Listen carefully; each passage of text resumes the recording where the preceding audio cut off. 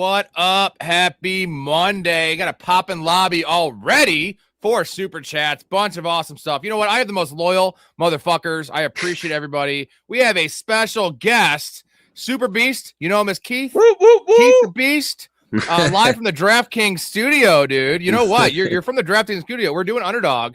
That's like Elton John going on a date with a woman. You know, is it cool to do Underdog? Believe me, the only thing stopping me from playing on DraftKings tonight is working there. It's so I have no choice. But happy to be here just the same. Well, man, you say that, but so many people are able to do other things without other people knowing things. That, you said a lot more than you said just then. Why? By saying things? By saying things. We also have Big Ray in the chat. On the stream here. Look at this handsome face. Also, Ray, I see your name change. What's going on here? Dr. Ray? Oh, Dr. Ray. There we go. Yeah, so that makes a lot of sense. He's a fucking doctor. He had a meniscus issue, which totally tanked Derrick Rose's career. Just for tonight, you're going to be Dr. Ray. If you want Dr. Ray's advice and you blow your knee, you're going to be fucking Booby Miles. You just put that needle in the knee. I already have a blown knee, so I already have a blown knee. Put that needle in the knee, you'll be all right, brother. Double needle. Jonathan has Derrick Henry for sale in our Dynasty startup. He's trying to move him. So anyone interested in Derrick Henry, the ageless wonder, hit up Jonathan. He's trying to move him. You got him in the 5th round, though. Sounds like buyer's don't remorse already. That's all I'm going to say. You're just already ready just to throw him away. We got Mark in here, one of the all-time OGs. Let's get it. We saw that every day for about 4 months straight. He just funded a 3rd draft for us before we even did our 1st draft. That's what's up. We love you, Mark. Hope y'all boys are doing well. And then says trying to fund another draft for the homies before I go to sleep. Guy doesn't even draft with us. Comes on for 10 minutes, drops supers. You know what, Mark? My dude. I hope, like I said in the chat, I hope you have more time. I hope you have more time in the season to be on the streams because we fucking miss you around here, man. Hopefully you can hop on a stream as well and co-host one with us. Maybe me, you, and Storey, something like that. Right. All right. So Keith's going to draft with us. Ray's going to draft with us. We're going to hop in a PPR Frenchie. This is going to be tough to get everyone in here, but we're going to try. We have, Jake is in here. Welcome back, Jake. Have not seen you in a while. Nice seeing you. He said he was on vacation. Everyone goes on vacations. You know what I always say? My slogan, though, is I'm always on vacation because I love my occupation. That is, I'm on vacation every single day. I feel that. Yeah. I feel that. Yeah. Right, I'm like a poet now too, dude. Yeah. Are you Homer? Are you Homer with the Odyssey? Speaking of, the new hot poet that apparently people just know so much about the original. Ray, I can't wait for you to see that movie. Your head's gonna explode. All right, we're gonna count this down from 10. I got PPR Frenchie, guys. I'll text PPR you. Frenchie. Let's count it down. Let's hope we all get in this one. 10, 9, 8, 7, 6, 5, 4, 3, 2, 1. Enter it up. 10 more, 9 more, 8 more. Look at that. Timing, man. Timing.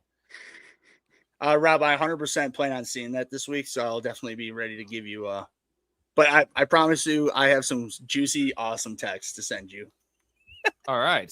From the you got a fan. Jake's your number one fan. He says, I love Rob, but when Ray's here, it's lit. You know what's even more lit? Fucking Keith, Super Beast, a fanatic in the Patreon. Super Beast. Yeah. Keith, the other night on the stream, I didn't give you a great grade on your team, and you said that you're hip to some guys that I'm not quite onto yet. Are you willing to divulge a couple of these guys? Because I am curious. Yeah, why not? How many people are listening to this? 20 people. You're giving away your guys. All right, I should be all right. We should be all right. I give you one guy. I give you one because one pops in off the top of my head. Kevin Coleman, Miami Dolphins. Kevin Coleman. I think he'll be the number 1 receiver there. I do. Kevin Coleman's out of Missouri, right? He's the Missouri dude? Yep. Okay. I get them all confused because they're literally all interchangeable there. Yeah, as at this point, they sure are. There's like 5 By the of way, them. Keith Mouth is saying he's seen you in real life, bro. He said, yeah. Keith, I swear, bro, I fucking seen you in real life. I'm gonna. Well, it makes sense, dude. Keith, if I had do you get the first pick in every draft? So you actually work for Underdog, is what I'm saying. You work for Underdog because you get the first pick every time I see you draft. This makes sense. Holy hell! Is this giving away $6 million every time? Are they giving away $6 million like DraftKings does? Are we working for $6 million in this draft? How much we winning if we win? No. This one's 10K. 10K. It's a smaller tournament though. It's only 20,000 people. I'll take it. Beggars can't. You will all take that. No. I like Kevin Coleman. Dude, I think Jalen Tolbert's like number one there to start the year. The actual answer might be Greg Dulcich, which is disgusting. And the other answer, most likely answer is now where you're drafting Coleman. It's amazing. It's the last round. Like he will return value. The actual answer for redraft is probably nobody besides Malik Willis and A-Chain. But to find that number one, whatever the number one receiver is going to be in terms of snaps and, even 700 yards and 4 touchdowns is great in the 18th round. That's good in the 16th round. Agreed. This kid, whether he's covered, he's open. He's almost like a cross between Antonio Brown and Steve Rob, Smith. I had to choose between Puka and JSN. Oh my goodness. He's take that. He's a freak. He's a freak athlete. Even when you cover him, he's making catches in traffic. He's explosive. I just think, I could just see him. Them being down in a lot of games. He's going to get a lot of action. What NFL team do you like? Eagles and Lions. I'm from Philly. I moved to Michigan in '99, so I'm Eagles and Lions all the way. Yep. That's real crazy. For a long time, it wasn't. A very long time, it wasn't. But now it's a little cray-cray. So, what are you doing when they play each other? That's interesting. I guess to be honest, depends on if my wife's here. She's born and raised in Detroit. She's got a lot Detroit. of leverage. It's Detroit. Happy life, brother. All right. Yeah, that's a great question. I had a couple futures 2 years ago, and they were both in the playoffs, and that got kind of wild. But whoever needs it more at that point, I'd probably say. Well, it's just funny to me because the Eagles, I was born in '91, so realistically, understanding football from 2000 and on, they had a pretty nice run from 2000 to now compared to the Bears, at least, since I'm a Bears fan. Just talking bad lineal things here. For sure. In general, the line, like saying for you to be Lions and Eagles fan makes sense because the Lions were so bad, 0-16 under Matt McMillan, this and that. Now, though, that's what I'm saying. It's interesting now because they're both good now. So, yeah. No, it's a. You're a nice Eagles fan, though. You're you are an amazing Eagle fan. No, J-Bob, and I love you, J-Bob. J-Bob, I fucking love you if you're listening. And J-Bob's a nice dude, but J-Bob is. I'll tell him this. I told him this in the Discord today. He said 12-5 for the Eagles. I was like, well, that's not a surprise. And Ray, you're a little guilty of this, but you're a little more in the middle ground. I'm willing to have conversations about it. Yeah, and like Nick O is actually the opposite. Nick O is a self-deprecating Niners fan. He's always like, "Oh my God, CMC's gonna get hurt. Oh my God, I don't have no faith." Like he didn't bet against them, but he wasn't gonna bet on them against the Eagles in the playoffs plus 4.5 when that was the play because he's just always so worried. But he's a realist, right? And we want our fans to be realists. It's all I love, rah, and we want to root for our team, but like saying every year they're the best team, saying every year Jalen Hurts is the best quarterback, like that shit's really played out to me. And I can admit my players are bad when they're bad. And if Kayla, I was thinking about some of my fades this year, and I think Caleb might be a fade. And I love Caleb. I love his future. Obviously, what he showed last year, but the price point is pretty expensive. I'm not saying he's going to regress this year. He's definitely going to be better this year in real life. But, he hasn't shown to draft him next to Jaden Daniels. We saw Jaden Daniels' ceiling. It's a top 3 quarterback. Like, I don't think that Caleb's going to be a top 3 quarterback. It's in the range of outcomes for sure, but most likely he's going to finish where you draft him. When I'm drafting a quarterback in the 5th and 6th round, like, I'm looking for the home run because I can replace that position so easily. If he's just going to finish at quarterback 6, I'd rather take, Travion Henderson. I don't even like Hendy, but I see the upside in Hendy. I'd rather take Christian Watson, a guy that could finish as a wide receiver 1, when I could just wait and take Brock Purdy. I can just wait and take, Matt Stafford, Jared Goff in like the fucking 13th round. Are you about him? Are you about Caleb? I know you've been drafting these best balls. I'm just playing devil's advocate here because I'm everything you said. I don't disagree because quarterback, there are so many good quarterbacks to wait on. So like every fucking draft, or no matter what, redraft, best ball, anything, it's always quarterbacks to wait on. But I just wanted to play devil's advocate with you on this for one thing is that, okay, everything you said, I don't disagree with anything you just threw down. I don't disagree at all. But I would say Caleb Williams has not had a consistent year in and year out offense. So like year 1 to year 2 since Lincoln Riley, right? Or was it Lincoln Riley? Or who was the one he followed from Oklahoma to no help here? That might be a Google search. I'm looking at. I'm not a college football guy, man. I'm trying. No, either way, it's the coach that left. The coach that left Oklahoma, where he was a freshman, and then went to USC. Again, that's the only part, but that's college. That's and either way, my point and the long point, I believe in Ben Johnson being a better offensive mind than anything that Caleb Williams has been around his entire career. And with that being said, going into year 1 to year 2 now, for year 1 was with Eberflus. And now Ben Johnson, year 1, we saw a great uptick, aka having the highest, which is very, very sad to say here, Keith, when I tell you this. Caleb Williams broke the all-time record in passing yards in a franchise for a single season last year, and it didn't even hit 4,000 yards. It was 39 and change. That's the franchise record. That's terrible. I'm a big Caleb guy. I'm gonna date myself, but he reminds me of Randall Cunningham. I don't know how much you guys have done. I was young, but I remember him. I remember Barry. He was got a lot of tendencies. Good, man. He was damn good. He never cleaned up the stuff that we're talking about with Caleb, though. He got close to doing it, but he was never a finished product. But the dude, in terms of off script, was all-time rocket of an arm. Like, that's the parallel right there. But to your point, Rob, if he doesn't live up to being a top 5 quarterback where he's being drafted, it's a fail for the pick. For value, at least. If he's still top 10, it's fine. Like, if you overdraft a little I know he's taken a step up in terms of real life and he was good last year too, but he's going to clean up the completion percentage and the short shit. Do you think it's a guarantee? It's the running game. Yards. Do you think it's guaranteed this year he breaks 4,000 yards? Yeah, I think so. I think the NFL is going to get back to an uptick of passing, right? Done. Ben Johnson, it may take 17 games now instead of 16, but we'll finally break that 4,000 yard passing record. God, it's fucking pathetic. Let's get to a couple comments. Jake got the 3rd pick. You know what, Jake? You took a vacation you said you took a vacation from Best Ball and some social media shit. You come back, and if you don't know the joke on the show, Jake always gets the 7th, 8th, or 9th pick, like 90% of the time. He comes back and gets the 3rd pick, which is an all-time pick in a PPR. Love that. Once in a while. Sean's at 11. Connor's grinding college football right now. He might also be on Grinder. Connor, are you on Grinder? You know what? No judgment here. You know, it's a fun place to be, right? Rob, There's a lot of nice people and find on the side. Do you have a code for Grindr? A lot of the guys. Yeah, I gotta get that's my promo code. I don't get a DraftKings or an Underdog. I get a Grinder promo code. Your hands are what makes it possible. Your shoulder pads are hard and stiff. Your hands are tender and they can move and caress the ball. That's kind of gay, but hey. Yeah, Dr. Ray is Rob's word, so let's use that. What's my promo code? Do you have one? Ray. Oh, okay. Most straight guys in there are wearing masks, though, at least from what I've seen. I saw it one time randomly at a buddy's house. I've never been on there, I swear. Yeah. You swear? Yeah.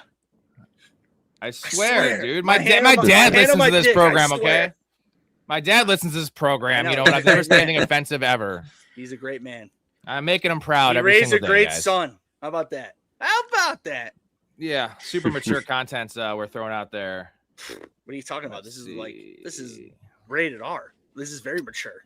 Is anyone overrated or not going to show up or not be healthy all year? Right. I forgot it's July. I mean, there's a lot of question marks. Alec Pierce, I would say everyone knows about Neighbors. I think Alec Pierce is a big question mark in terms of no news. And, you know, it was late surgery, got the contract, super weird stuff there. And it's not so much that drafting Alec Pierce. It's about the value you can get. You know, Warren's going to be solid either way, but Josh Downs is a guy that if there's no Alec Pierce for the first, say, 4 weeks somehow, dude, Josh Downs is like a wide receiver too. I mean, in PPR. And I actually have a graphic to back that up here. This is look at me all prepared. So Josh Downs is 28th in projected targets. That's just with, you know, Alec Pierce playing this year because they got rid of Pittman. Wide receiver 43. So that's some insane stuff right there. So if there is no Alec Pierce, though, this is money in the bank. In the membrane. I agree with that. Ooh, we just got JMO at some crazy value. Man, I didn't realize I passed on Josh Allen. I didn't think he was there at pick 40. I mean, I needed a running back, but that's some pretty good mouth got him. He's a half a running back, right? I mean, he is half a running back. So we might have dropped the ball there. Oh. Charlie, are you? Hey, I'm just trying to get in. Dang, man. Yeah, I like that. Keith, are you a fan of Omar Cooper? Because I also saw in that same draft, I thought Omar Cooper was the name you were going to mention. I am not an Omar Cooper guy. So yeah, what was the very first one? Was it big board? Or was there one before the big board? Right? Was it little? There was board, a little board. There, okay. Little board. Yep. Got a ton of him. In the high 100s. Like really, really good value, and then was just heartbroken. A couple of guys that landed on Cleveland. I was really high on too. So I mean, it goes both ways. But the short answer is, yeah, I don't hate the landing. I do hate the landing spot. I do feel like he'll pick up momentum as the season goes. Better in PPR than half PPR. So yeah, the jury's still out, but not as on him as I was prior to the landing spot. Yeah, with Sadiq going there as well. If it was just him without Sadiq, it'd be one thing. But like now you have, it's so crowded there. And that's why we should be about Geno. Regardless of what we think of the Jets offense, it'll be better than 32nd because that's what they're projected. But like, it could be very spread out with all the weapons they have there as well as Breece Hall. But the main beneficiary should be Geno Smith because like, it's not like these guys are going super high in drafts, but like he has Garrett Wilson, a true number one. He has Sadiq, a top 15 pick and tight end, a generational athlete. I wouldn't say talent, but athlete. Omar Cooper, first round pick, pro ready. I love Adonai Mitchell. Mason Taylor is a former second round pick. I love him. Breece Hall is an elite pass catcher running back. Braylon Allen's a monster. Like there's just a lot. They have the same offensive line that played every game last year. There's just a lot of dot connecting that actually makes sense. It's not like a stretch to say that they're going to be a top 20 offense, which would make all these guys values. Maybe all of them, right? And Omar Cooper's the one I don't love because it's not like he goes super high. Pick 140. I just don't know how he fits into this offense without an injury, at least early in the season. He might be one of those late season boom guys, which I understand in a tournament. Why not take a shot on a guy that could become a wide receiver 3? Was he not a first round pick though? Yeah, he was, but Adonai Mitchell should have been a first round pick. They traded for him. Rob, Garrett Wilson's a target hog. You're just, I mean, I can't believe like just the logic. Why you believe in Adonai Mitchell more just because he's played than a guy that they believe in to waste a first round pick on? You really, really, truly believe that they maybe in the beginning, first month, Adonai Mitchell might play more, but like unless the guy is a Kevin White Bears reference shithead, I just don't see what you're throwing down. Is all I'm saying. Quentin Johnson was also a higher first round pick, and they didn't really play him very much as a rookie. And like I think Quentin Johnson was probably a better prospect than Omar. He actually had a nice little bounce back. I'm just saying recent history tells relevant. Me that there's no ties. Good. It's also the Jets, dude. Like let's just as much as we say about the talent, like it's also the Jets. Like that's an easy enough. Why did they make the pick in the first place? It made no sense, right, Keith? Easy enough explanation. Like why did they make two? Like I'm not arguing you, Rob. Like, I hate to say it, the Jets. Sorry, mouth, but like the Bears were in that sense until Ben Johnson showed up. Like. Even so, it's only been 1 year. I can only hope to God it's not going to go back to the shit that the Bears have dealt with forever. But no, Rob, it was a great explanation. I hate to say we're building a squad here, guys. We got Dak, Javonte. We have Brian Thomas as our fifth receiver. The team. I thought you were going to speak on my Ray receivers and I. Are fucked. I thought you meant Ray and I, on tonight. We're building a misunderstood that. Yeah, right. We are building a team. This is a nice crew right here. I want to thank Keith for coming on and supporting the show. We appreciate you, dude. Yeah, dude. This is cool. Fucking love your voice. You know what you should do? You should apply to do like book readings, like audio book readings, dude. You think so? Dude, you have a pretty interesting voice. Like like not bad. Well, okay. If I say what Rob you said, laughs, right? but it's like if I say interesting, that doesn't mean bad because I say you should make a profession out of it. He's laughing at you. Frig up, Rob. Oh yeah. By the way, did you guys know that Ryan Clark got fired on live TV today? Yeah, I wanted to bring that up. He got fired. About fucking time. Fuck Ryan Clark, man. He's terrible. Yeah, Keith. He literally. I was NFL Live. I don't know. Because I don't think the ESPN let him know. Is either his agent or they found out somehow. So they went to break, and he just never went back on the show. That's crazy, man. Oh, he deserved it. Rob's right. He's fucking shit, dude. I'm gonna have to like check that out when we get off here. That's Jonathan, crazy. thank you for reminding me. That was so funny because he was. You know what's funny? Somebody made a video. They're like, Ryan Clark is perfect if they made a male version of The View. And I hate to laugh. I was like, yeah, like that's.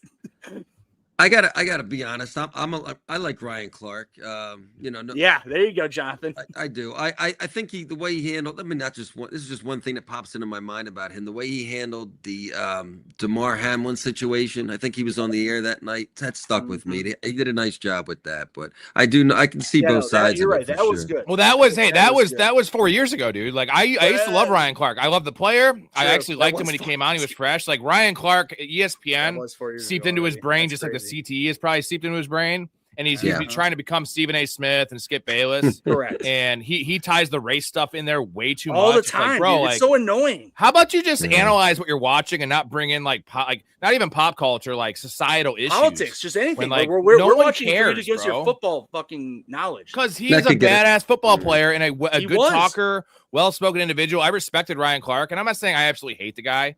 I feel like he was a product of they tried to make him a thing. And when you try to make someone a thing, they need to have a persona. Just like I have a persona on this show, but the difference is I'm actually just being me, and I'm an idiot, and I'm a clown. Like that's who I am actually. But I'm not trying to put on airs for whatever, right? Well, I'm not the counselor. I'm not for me, saying things. Well, in person, right? Yeah. In person, on the show though, I'm not just saying shit to say shit. No, because I'm trying to make people money, you know. No, and right. like he's just kind of saying shit to say. Jonathan says Ray wants you to hear you read sensual books. So my wife actually reads smut.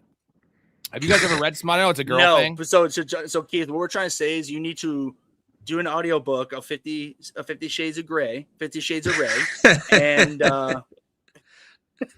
I'm open to apparently it. I'll listen to. Apparently, according to Jonathan, I'll listen to it. I'm open to it. Oh wow! Hell yeah, I'm in. I'm in for this. Shamrock, dude, G. William in the fourth round in full PPR feels like a good pick. Who got G. William in the fourth round? He went right before me, right? Yeah. I wanted him, but I just couldn't quite get him. Yeah. I was going to take him if Zay Flowers was gone, but I picked Zay Flowers ahead of him. And yeah, dude, there's a lot of value falling. This PPR, dude, there's always like better value than half PPR. And God, you know what? I'm just going to take a PPR running back. I need somebody. I don't like Rachaad White. But you're doing it. I don't like Rachaad White in typical underdog. Half PPR, I don't see the appeal. But when you're talking about a guy that's going to have 50 catches, I need a floor guy there. Give me Rachaad White. You know, it's tough when you join one of these drafts and you're a little early, and you got to make sure you get in the next one. So I'm banging two right at the same time here, and then I'm number one on one and number two on the other, and they're coming. Like, I'm just rapid fire, bro. Yeah, exactly. Yeah, just rapid fire, dude. You're getting raid on all corners, dude. All angles. Brock Purdy is still there. Jackson Dart quarterbacks are falling right now, and I really want Brock Purdy, but I can't take him because I need Jared Goff. Shit. Well, don't worry, I'll take Jared Goff. Derek's taking Brock Purdy. He's gonna take value here. It's the American Sniper. He does not. Aaron Jones, Derek, no. Take Jordan. I'll take Goff. We got it double stacked with both quarterbacks. Looking good. What's going on, Shamrock? How you doing, buddy? Jake says, "Don't judge me too hard. I've been drinking, but I love Rob and Ray. You know what? We're a non-judgmental program, except unless Hetter's drinking because he announces his bathroom breaks. You know when he's drunk, he's like, "I'll be back. I got to go to the bathroom." I'm like, "Okay, thanks, man." Like, gentleman. It is a gentleman. Yeah, he's asking permission. Like maybe Hetzer was in jail in the past, and he's got to ask permission to go to the bathroom, like Shawshank, where he's like, "Can't even take a piss without saying." Hey, boss, can I take a piss? You don't have to ever ask me if you need to take a piss. Just go do it. Oh, okay. Oh, shit, I totally forgot. On my intro. Keith Hernandez. Yes, sir. Hey. What's going on? Keith Hernandez just asked me to help him move. What? Well, you hardly know the guy. What a nerve. You see? Wasn't I right about this guy? Didn't I tell you? That's awesome. We were right about Keith. He's in the opposite way. He would never ask us to help him move. He would offer to help us move. He would offer to help move, right?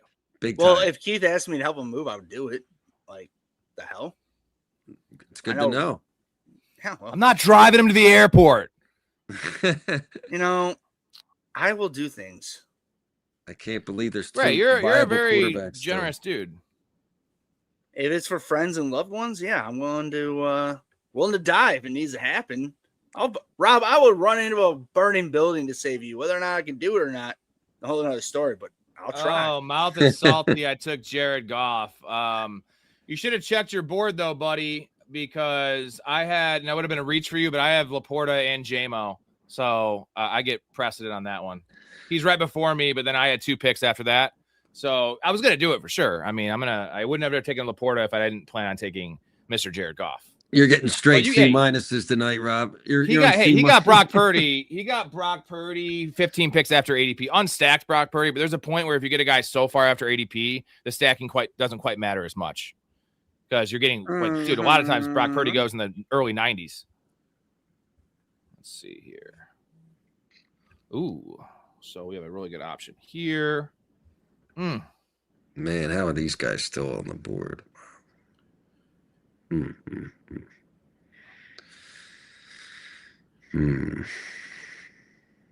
We are sitting with Javonte Williams and Rashad White right now, which is not a good running back room. No. And there goes Tracy. Fuck me. Me and Storey had a pretty heated argument about Isaiah Pacheco last night, and I had where would you guys rank Pacheco in terms of running back handcuffs? And we're not counting Blake Corum. We started at running back 42. So the first handcuff we listed was like Chris Rodriguez was the first one, and I feel like he's not even a handcuff because he's a 1B. But right, we started there, so we're not counting Corum. We're not counting like Travion Henderson, obviously like the backups. We're counting like 10th round and after players. Yeah, Brian Robinson. Brian Robinson, Woody Marks, Tajay Spears, Pacheco, Charbonnet doesn't even count. Dylan Sampson, Tank Bigsby, all those guys. Keaton Mitchell doesn't even count because he's not a handcuff. But where would you guys rank Pacheco at like it's like back of the bench handcuff ranks? My short answer would be that he's probably appropriately ranked now, or perhaps 10 to 12 total spots earlier than he should be. Because I feel like if Gibbs goes down, they're going to bring somebody else in. You know what I mean? That's exactly what he said. And, we all thought they were going to bring Najee in already. It just made sense. But here's the problem is that a team like the Packers need Najee more. A team like the Cowboys probably need Najee more. Or Trey Benson or James Conner, whatever shoe falls there. There's other teams that need backup running backs as well. And Dan Campbell's a guy that will lean on. And right now, it appears they're comfortable. And, I'm going on the assumption that Pacheco's a guy. I understand that things can change. And most of these guys, besides, I think Tank Bigsby is a guy that's probably untouchable. He's going to be the guy, at least the early down guy. Obviously, Blake Corum and guys like that. But we always have to go on the assumption they're not bringing anyone else in because this could happen to anybody, right? Where like Braylon Allen, Isaiah Davis could just take the work, which we saw that before. So currently constructed, though, in terms of not where he's getting drafted ADP, but in terms of handcuff ranks, 1 through 10, would you have him at 5 or 6? What do you guys have? I mean, me personally, Rob, we've talked about this. This is why Gibbs is going first overall right now. He's never had the runway to do whatever he wants. If he gets injured, again, of course they will try to find running back help, but Pacheco will be the running back 1. I don't give a shit who they bring in. Honestly, it's going to be some bum serviceable running back oh God, who was that running back? DeHurst on he was on the Bears for a minute, and he was on the Browns. He ran for 1,000 yards. Because running backs are a dime a dozen. Dudes can just run 1,000 yards. You know what I mean? Pacheco will be the number 1 if Gibbs gets hurt. That's just my opinion. But they paid him too. Well, he's not a very good player anymore. That's an issue. And that doesn't mean he's still going to be the 1, and he's bringing another one guy who can be his backup. There's plenty of dudes out there who can be a running back in the NFL. He's in a good spot. I mean, they're going to be playing in a lot of competitive games, higher scoring games, good offensive line, good weather every game, just about. I mean, it is a nice spot to be in. They got weapons everywhere. You can't stack the line against the Lions, so it is a good spot. I see both sides of it. I do too. I I guess I just believe in what they're going to do up there as a team, especially because he's more of a hard-nosed running guy. And that's what Dan Campbell loves. Yeah. Like I have him in my number one personally, just because like I think Pacheco could be an RB1 without Gibbs, because Dan Campbell's going to lean on his guy. And if that's the guy, and if they want to choose to give Gibbs Bijan treatment, 350 touches, Gibbs will get hurt, guys. Gibbs is not Bijan. Gibbs is not AP. Gibbs is not built like these other guys. And he stayed pretty healthy in his career, but this guy said Storey had him at like 5. I thought 1 might be aggressive, but he's a guy that's a league winner for me. I think Tank Bigsby's also there, but the problem with Tank Bigsby is allergic to catching passes. The guy has 13 career catches. Like Isaiah Pacheco is not a great receiver, but he's a guy that can have 30 or 40 receptions in a year. He's done it, so I do trust that. And Jared Goff. But Zinga 299 said Nick Chubb. I was like, is Nick Chubb even in the league right now? He's a free agent. He's a free agent. So, but maybe he was saying Nick Chubb to the Lions. Pick him up. Oh, to the Lions, or just if Gibbs were here, that makes sense. Something Nick like Chubb that, but even so, pretty dusty last year, dude. Yeah, I mean, like, even dusty. So, like, you're better off taking a 7th round running back to get him Kyle Monangai luck than if you're that need in running back, take a few running backs in the low end of the draft or back end of the draft, and just take flyers on that instead of dudes who are dusty old bones full of green dust. It's a King of the Hill reference if anyone wanted to know. Damn it, Bobby. By the way, the new so they came out with the second season for the Jumped series. So fucking good, dude. I love that shit. King of the Hill is just, I love it. I fucking love it. Where do you guys see Garrett Wilson? What's Garrett Wilson's upside this year? Is it a top 8 receiver? I think top 12 is like easy. He could do that right if Gino plays well. Is it top 8? If he goes straight up off, he could be top 5 as a super like pie in the sky. But yeah, top 10 to 8 is realistic of him. 8, I think, would be a nice ceiling. Which he could land great. He can make a wide receiver 1. I've been waiting for him to cash. It's been a couple rough years, but he's never had a legitimate situation. So there are a lot of different guys that throw the ball to there, but they'll be losing every week. So I like Garrett Wilson. I don't have a ton of them, but I do like him. But is it still a legitimate situation right now? The coach, the owner. Oh, the coach. But at least the coach isn't the offensive coordinator, right? And Aaron Glenn is. I mean, he might not be gone because this team might be like 500 halfway through the year. Like they have the talent to do so. Their schedule isn't so tough. I don't want them to be bad. But Aaron Glenn, Sleepy Aaron, that dude's just terrible. I mean, he was the weak part of the 3 of Aaron Glenn, Ben Johnson, and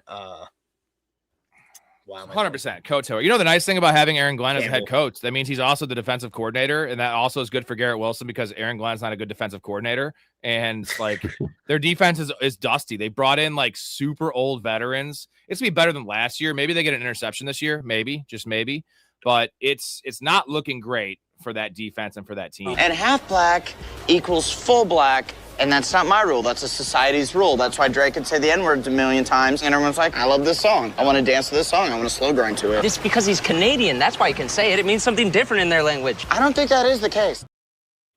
I don't think that's the case.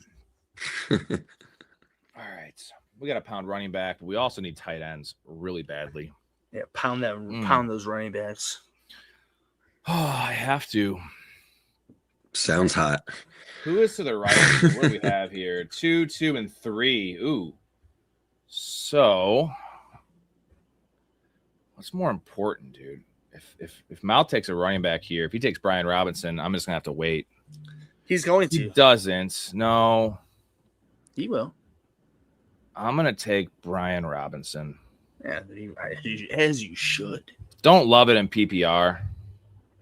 But if Bijan finally gets hurt for once, which unfortunately wouldn't that be such a typical thing for Tyler Algier? Like he's been behind him for years, never gets work. I mean, besides last year, and then he leaves, and then like Bijan week 1, and Brian Robinson's a top fucking 8 running back. Like, dude, that would honestly be so funny because I wouldn't feel bad for him because he got paid, in Arizona, so he's fine with money. It's just more just his career got fucked because if he just stuck it out for a little less money in Atlanta, if that happens, he would have had his That's runway, brutal. whatever the hell he wants. Oh, here's a question for you guys. Would you rather have for hand, not for like weekly stuff, like week to week if the running back stays healthy, but for handcuff purposes, Tyler Algier or Isaiah Pacheco?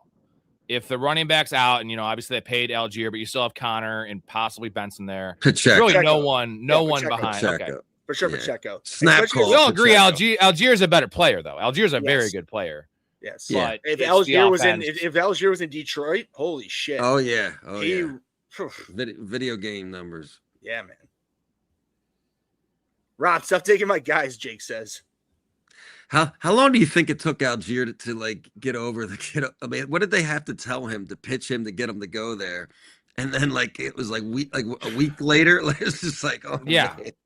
And it's he went there because he was going to be the guy. It was going to be literally him and James Conner, who's a dinosaur, and he probably took a little less money to go there to get his opportunity to possibly get another contract or whatever. Just some of these guys are competitive; they want to start.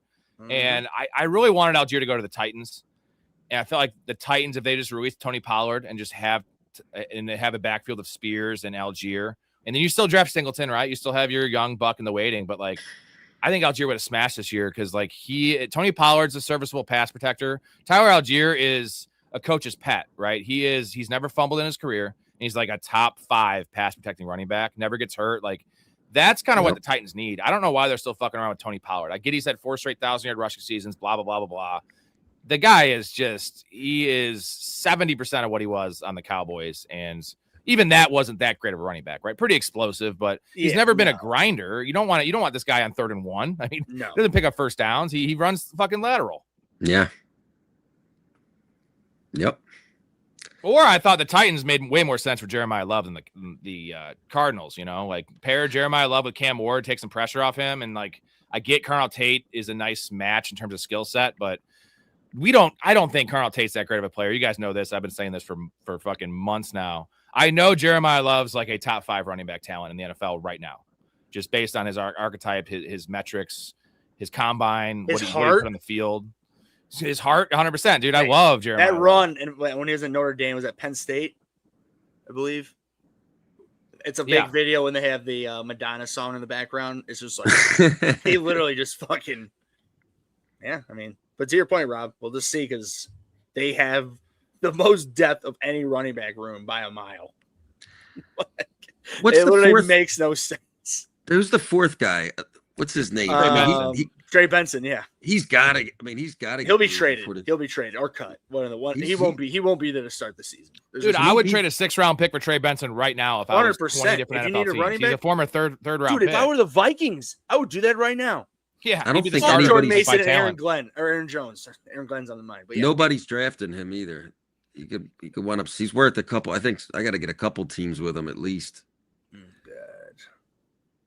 I think the Cowboys make the most sense. Like Trey Benson he's a good pass catcher. You saw that behind James Conner last year. And then I think that the Cowboys and the Packers need somebody, dude. Like Marshawn Lloyd is not the answer. Chris Brooks is he's actually a 220-pound scat back, but like doesn't have the archetype to be like a 3-down workhorse. And like they got to take some pressure off Josh Jacobs. Like that dude is going to just run himself into the ground. 100%. We need a tight end here. This is pretty gross. So we're going to taking Braylon Allen. Brayleys.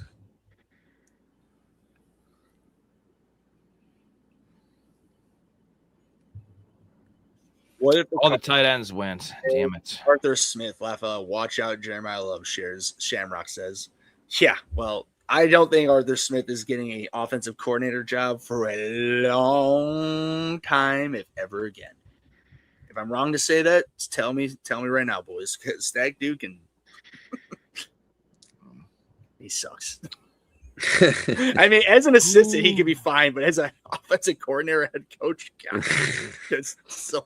Keith, I'll ask you this: so was it me, Storey, and Mouth, or no? It was me, Derek, and Mouth. We're talking about Jeremiah Smith. Sorry, Jeremiah Smith. I love Jeremiah Smith. Jeremiah Love in his first 5-week workload, average touches per game, Keith, what do you have for that? For the first 5 weeks, Jeremiah Love, like total touches, like average, right? So 12, 15, 18. I was going to say 15. I'll say 15. Seems pretty fair. Ray, what is your answer? I feel that's fair as well. 15's a nice number to where, like, again, they pick them so high. Just in general, this talent, and they know where to go. Why wouldn't they just give them at least a minimum of 15 out of the gate, just to help their also with the like their fans and shit. You know what I mean? Like, give them something. You know, if they had a different QB, I would give them maybe a few more, like a Tua, where someone was going to check down to them and get them. You know, I mean, they're going to have to create ways to get him the ball, I'm sure. But Brissett, not really a check down guy very much.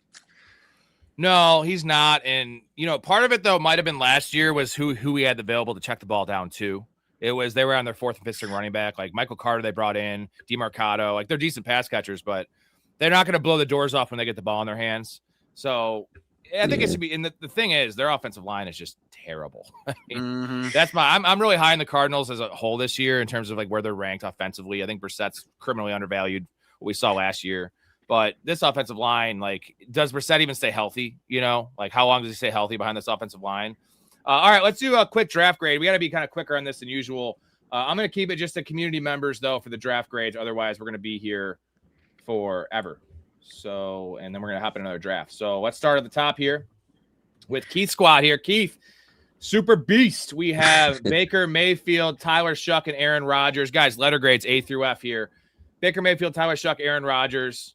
We have Jahmyr Gibbs, Travion Henderson, Tony Pollard, and Rico Dowdle. Devonta Smith, Chris Olave, Luther Bird, and Quentin Johnson's your 4. Michael Pittman, Omar Cooper. Your boy, Omar Cooper. That's Keith's boy. Jerry Jeudy and Kevin Coleman.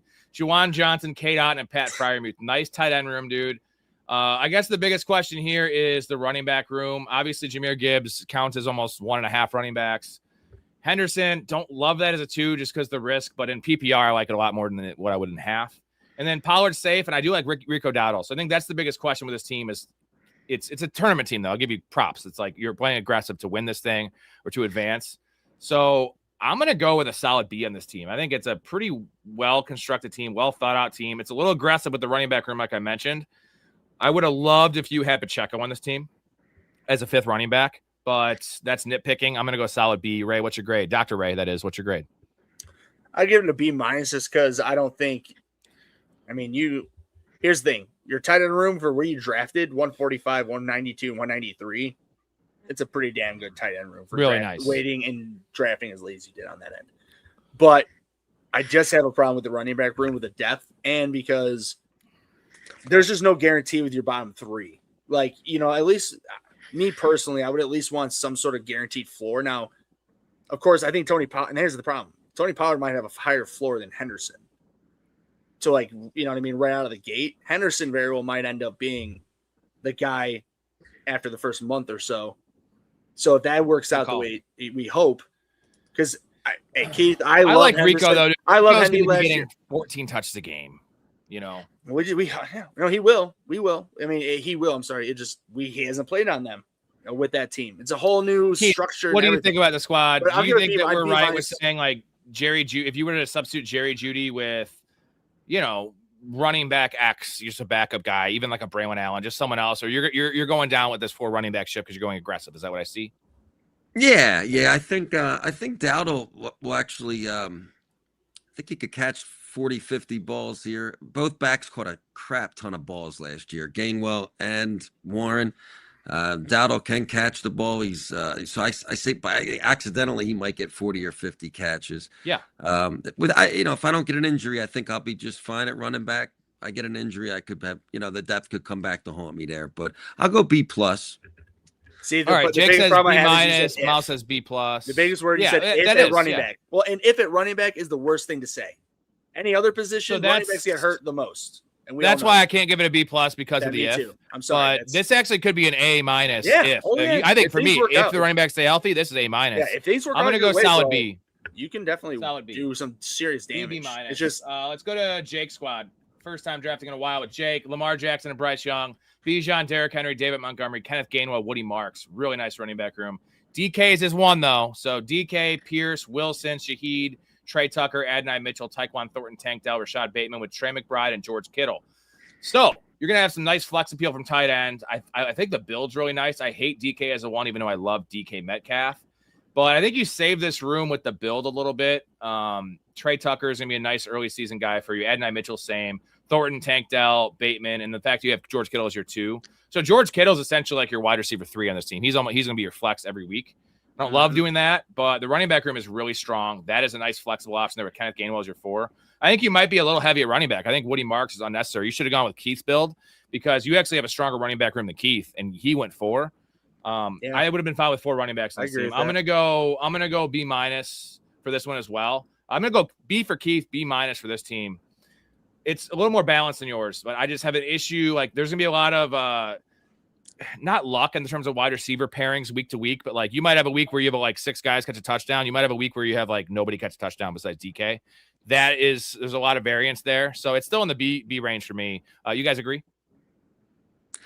I'm gonna be a little harsh on this one. I'm gonna say C+, just because obviously the receivers is kind of where this team's loaded everywhere except quarterbacks is above average, tight end is loaded, running backs are loaded. Needs help from receivers. And a couple of those guys really aren't PPR guys. However, at the bottom of his, can you scroll down a little bit? He's got a couple receivers that have upside here at the end. Tucker could be the number 1 guy there. Mitchell could get some balls. So if he gets some help from the bottom there, even Bateman, he could be competitive, but it's kind of an if. So I'll go C+ for this one. There's 2 ways to look at it though, because you have the guys that could I like the boomer bust nature of Mitchell and Tank Dell and Bateman and Thornton, but those guys are also zeros a lot of weeks, which I don't hate. But having 4 of those guys, I wish you had like a Calvin Ridley on this team to give you those 450s, and just make sure you don't take like a 3 or 4 from your last receiver spot. But the tight end room's good. C+ is fair. I still think it's in the low B range, but I do like the team. Jake, by the way, we still have 1 spot left in our best ball league, so you're welcome to play in that. Just get a hold of me. I've talked to me in the Discord. I've been kind of saving the spot for you, but it will fill up soon. 1 spot left. Next team here. I was going to say real quick, dude, I just don't love your wide receiver build because you just don't have any guaranteed wide receiver 1s. You have but here's the thing, you do have the depth in a tournament though. You do have the depth to where, and in reality, your top 3 receivers 1 week could be Bateman, Dell, and Thornton, and Mitchell. Your bottom 4, like in a mix. It could be 1 week or 2 weeks at most. But you know what I mean? Like it's just a weird. It's just going to be. The upside is you don't need much though, because the running back room, the quarterback room's deep, and the tight end room. So like you don't need to have a top 8 wide receiver room, even top 10. I think you're getting by. I know we say the tight end room is deep, but Kittle gets hurt all the time. He's another year older. So again, just being realistic. Yeah. I love this team to have PPR too, right? Like for scoring, it's just not. I know I'm always the injury guy, but it's the NFL. Dudes get injured all the fucking time religiously. It's just, and he every year Kittle gets injured. So just, Rob, you did say that to assume he'll be a regular flex guy. We hope. Yeah. But hey. I was between that and Muhammad. Why the fuck would it be between that and Muhammad? Why don't you just pick a common name like a normal person? Muhammad is the most commonly used name on earth. Read a fucking book for one. All right, A-Rod's team here at 5. Drake May, Patrick Mahomes, and Matt Stafford. Really, really strong quarterback room. You could argue you didn't need Matt Stafford, but really good value. 11 picks after ADP for Matt Stafford. James Cook, Cam Scatterbo, Chuba Hubbard, Tajay Spears, Alvin Kamara. That's a PPR banger right there, buddy. With upside and floor. Rashee Rice, Emeka Ibuka, Devontae Adams is your top 3. Romeo Doubs, Diggs, Keenan Allen, Kayshon Boutte, with Chikakonkwo, Hunter Henry, and Terrence Ferguson. Dude, this is an aggressive team. I don't love the combination of, it's mostly Keenan Allen. I don't think Keenan Allen's playing this year, but I'm not going to ding you for that because who knows? If Keenan Allen he just signs to a team and Stephon Diggs goes to let's say it's the Commanders or even the Ravens, a good spot, this is an A-. So there's some ifs here, but I love your top 3 receivers. This running back room's perfect, dude. He just should have taken a receiver instead of Matthew Stafford. 116, and he could have had to pick. I don't know. That's the only thing. Or gone aggressive at tight end and gone with 2 tight ends. Sure. So you took away some of your floor, but the upside of this team, if like I said, those guys hit, and maybe Keyshawn Boutte gets traded to a better spot, or even he factors in this offense. And you're gonna have a lot of flex appeal at tight end and running back, especially. I'm gonna go B+ in this team, dude. I think the build is like a C+. The team is like an A. So right in the middle, B plus. This might be the best I team. solid B with upside at B plus, if not A minus. Keith? But a B. I'm going to say that's one of the best teams I've seen in my grading form and in my grading on your stream. I'm going to say A minus to an A. Personally, I like the team quite a bit. He might not get much out of the back end, a couple of receivers here, but man, that's as loaded up as a team. It is A minus to an A. I got it on. Very good. Look team. at the big brain on A-Rod. Check out the big brain on Brad. You're a smart motherfucker. That's right. Too bad he didn't say A-Rod. That'd just literally be the most epic thing of all time. I gotta get some quick AI in there. Sean, give me a second. I'm going through chronologically. I'll get to your team here at Team 11. We're at Team 5 right now. Great team, though, from A-Rod. Best so far. Big Ray's squad. Dr. Ray, that is. We have Caleb. What, you don't like it? Nah, that's Caleb, not one of my favorite teams. Caleb and Sam Darnold at quarterback. Trash. Kenneth Walker, Jeremiah Love, Kyle Monangai, Jordan Mason, Tank Bigsby, and Jaden Blue. You're too heavy. Jaden Blue should not be on this team. Puka, DJ Moore, Mekhi Lemon, Xavier Worthy, Shakir, McMillan, Wicks, Pat Bryant, Loveland, and Ferguson. Dude, I actually don't hate this team. Like, the wide receivers are kind of just blah. But I like Worthy and Shakir and McMillan. That stretch there, I hate Lemon as your 3. But Wicks, Pat Bryant, I don't like Pat Bryant, but tight end room's really strong.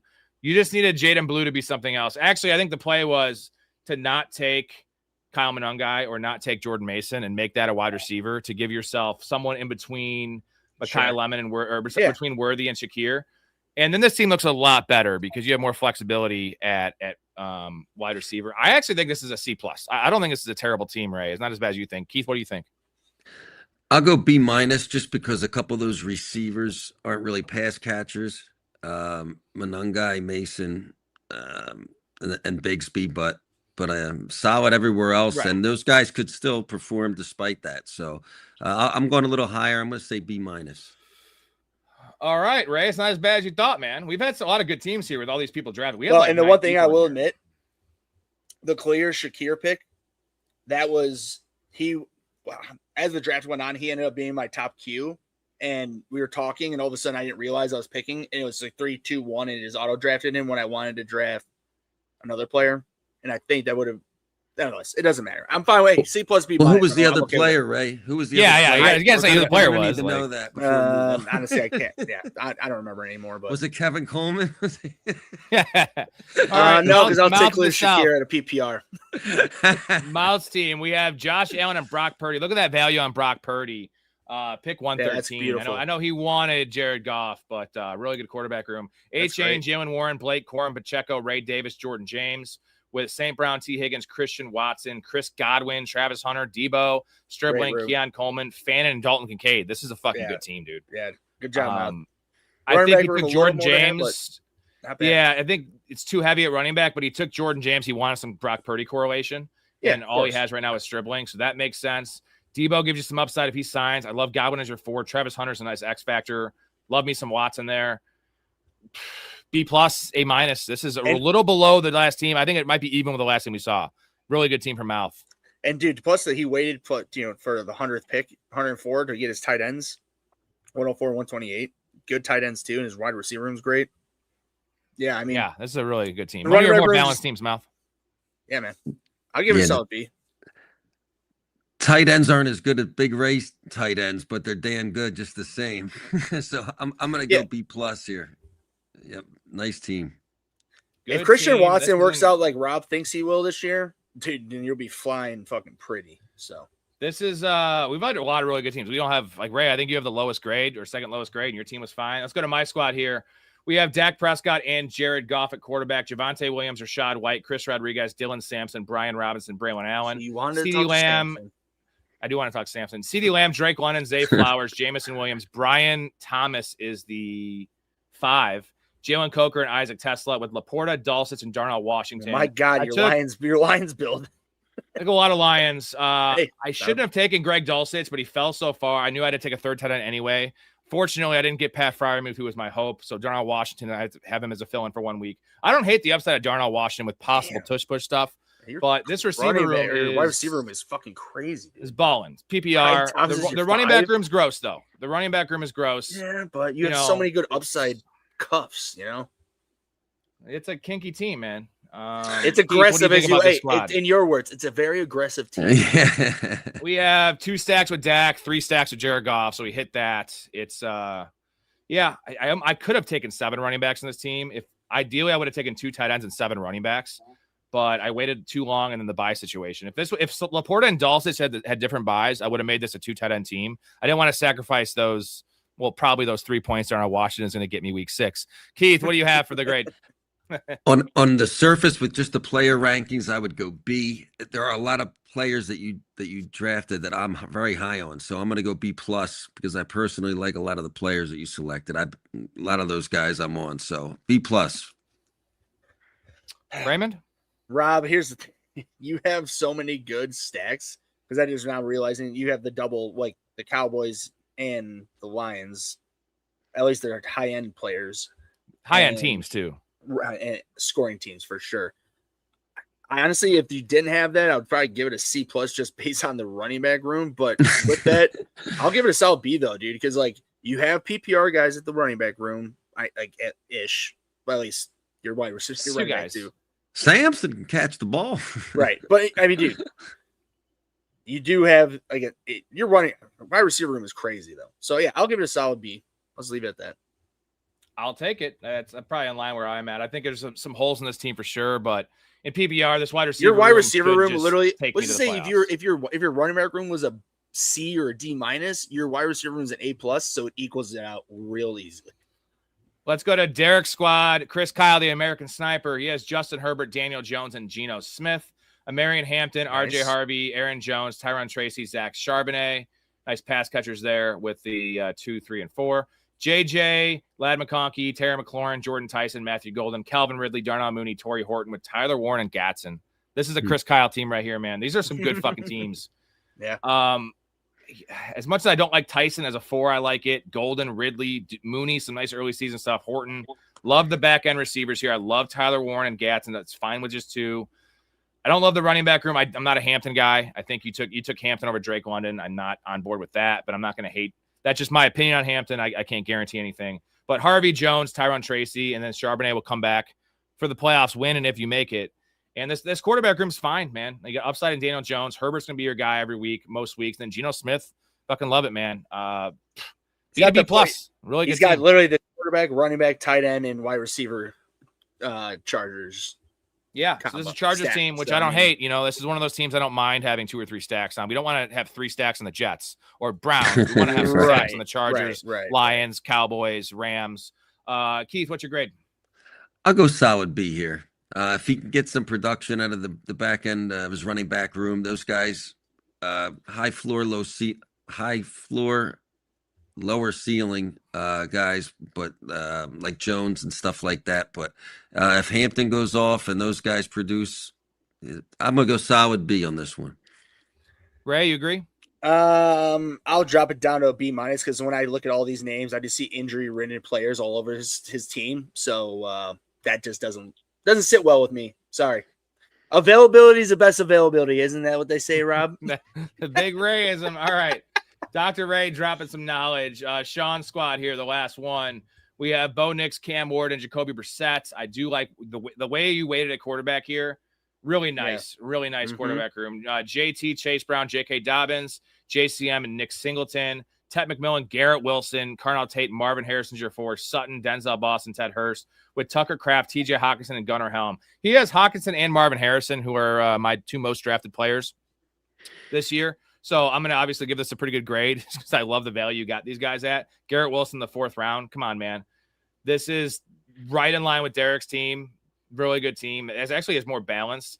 Not in love with the running back room, but JT and Chase Brown. I didn't realize the team had Chase Brown. Okay, this is a good team. Well, he has a TD machine with a PPR machine. So at least that evens things out. And Dobbins for the early season stuff. JCM could pop. And I don't like the back end guys you have necessarily, JCM and Singleton.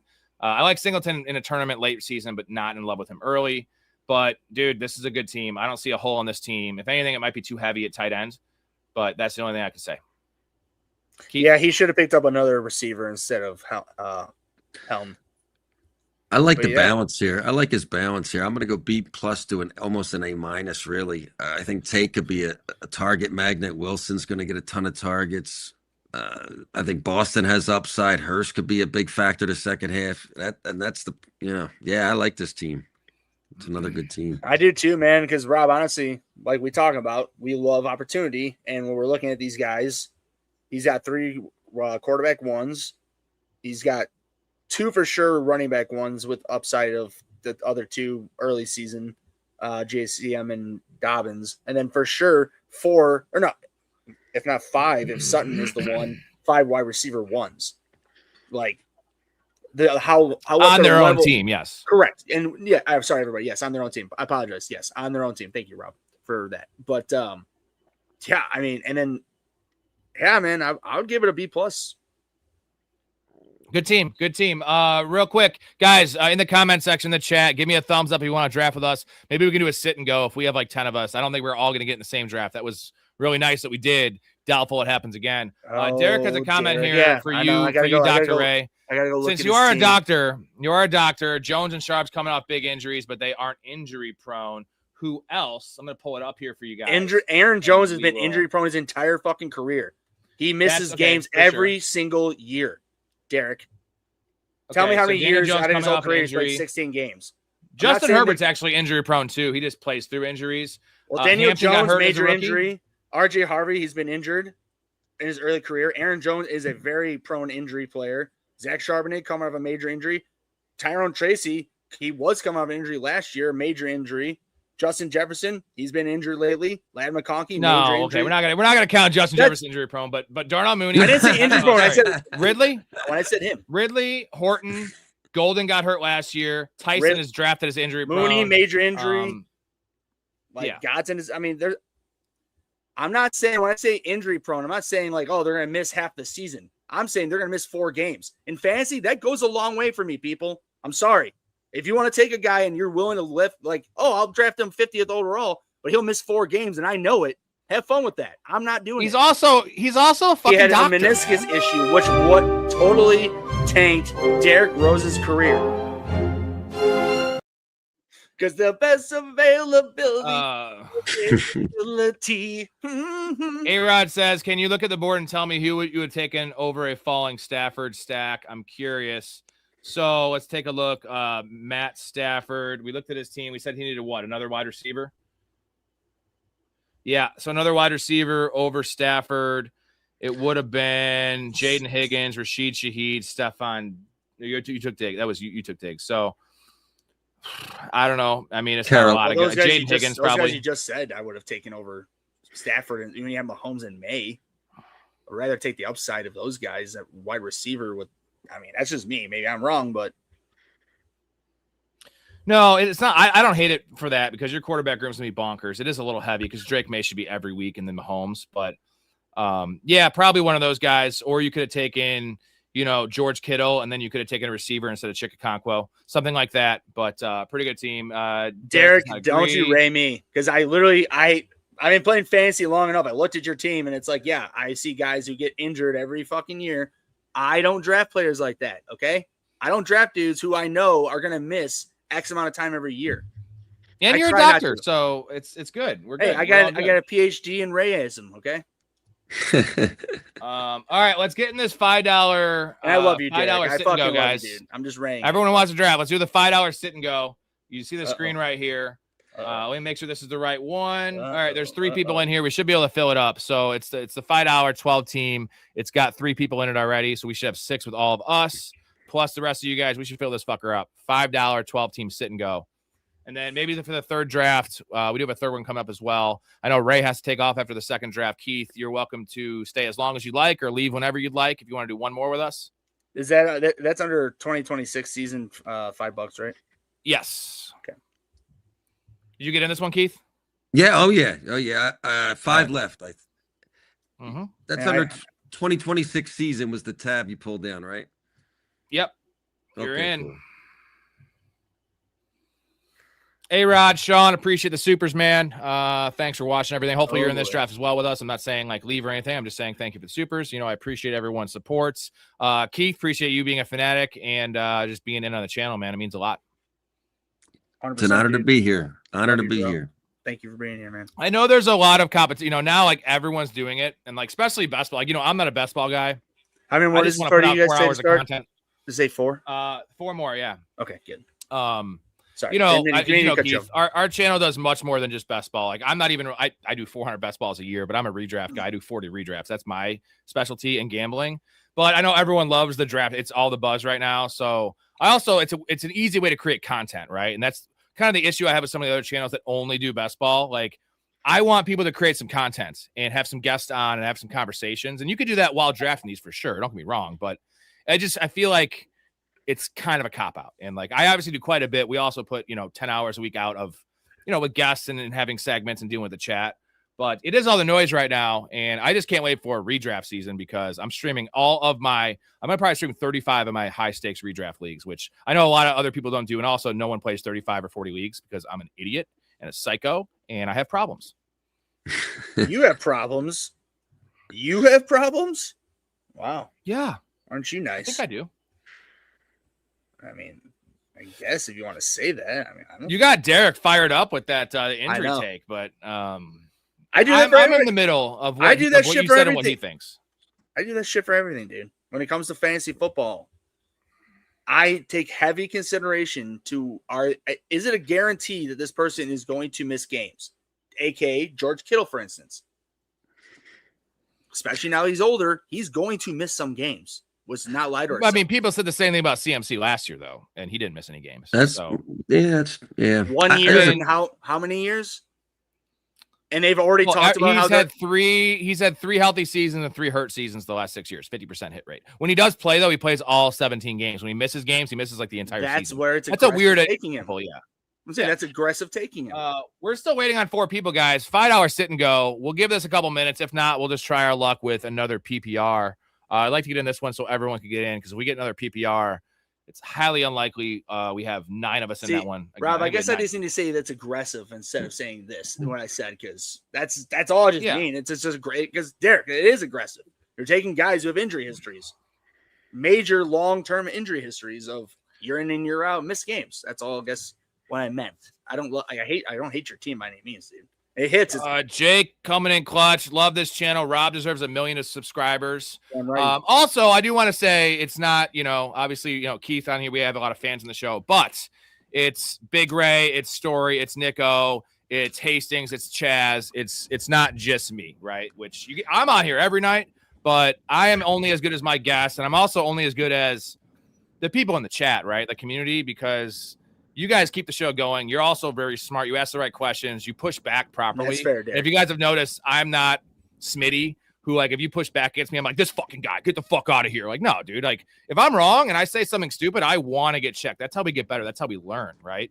And you can't take anything for offense. Like, when I grade a team bad, I hate that. I don't like giving bad grades out. And I also don't want people to say my team sucks, but maybe I think a team's good. If I think a team's good that's bad, that's a problem. That means I'm not going to get better. So we all need to checks and balances, right? That's an old thing with the fucking government, right? That's what we're supposed to do in this country, checks and balances, which doesn't really happen very often, which is why we have some issues right now. But for fantasy, man, we need to learn like together, right? Even someone I've played fucking 400 redraft leagues in my life. Guess what? Do I think I'm perfect? Do I think I'm the best? No. If I did, I wouldn't be good because I'd be like, well, this is the way it's going to go. These are the players I'm going to take. We got to be fluid and flexible. And that also works in the bedroom. Fluid and flexible. No, flexible with fluids. Just fluids. You like good fluids in your mouth? Yeah, we know that.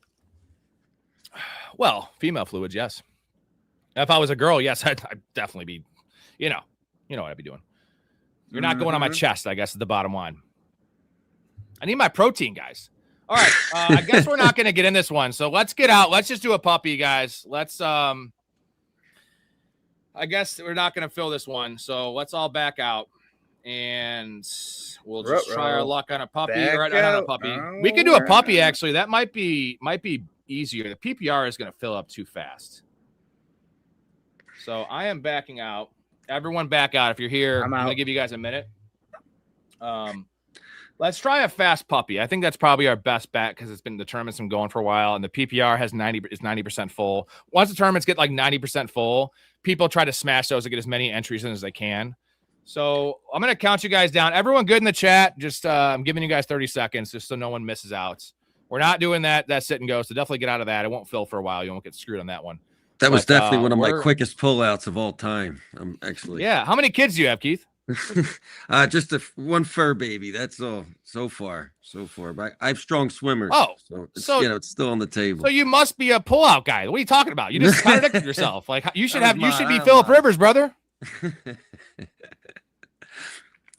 Because don't tell me you're using condoms. No one uses those fucking things. Not to mention they're expensive. You know, like girls usually pay for the birth control. Like we're in charge of buying those things, and like I haven't bought them in a long time or ever really, but they're expensive, man. I think they're like $10. It's like $3 a pop, and they break. Wow. When you don't know how to put them on. I don't know how to put them on. I always put them on backwards, and they snap. You ever had that happen?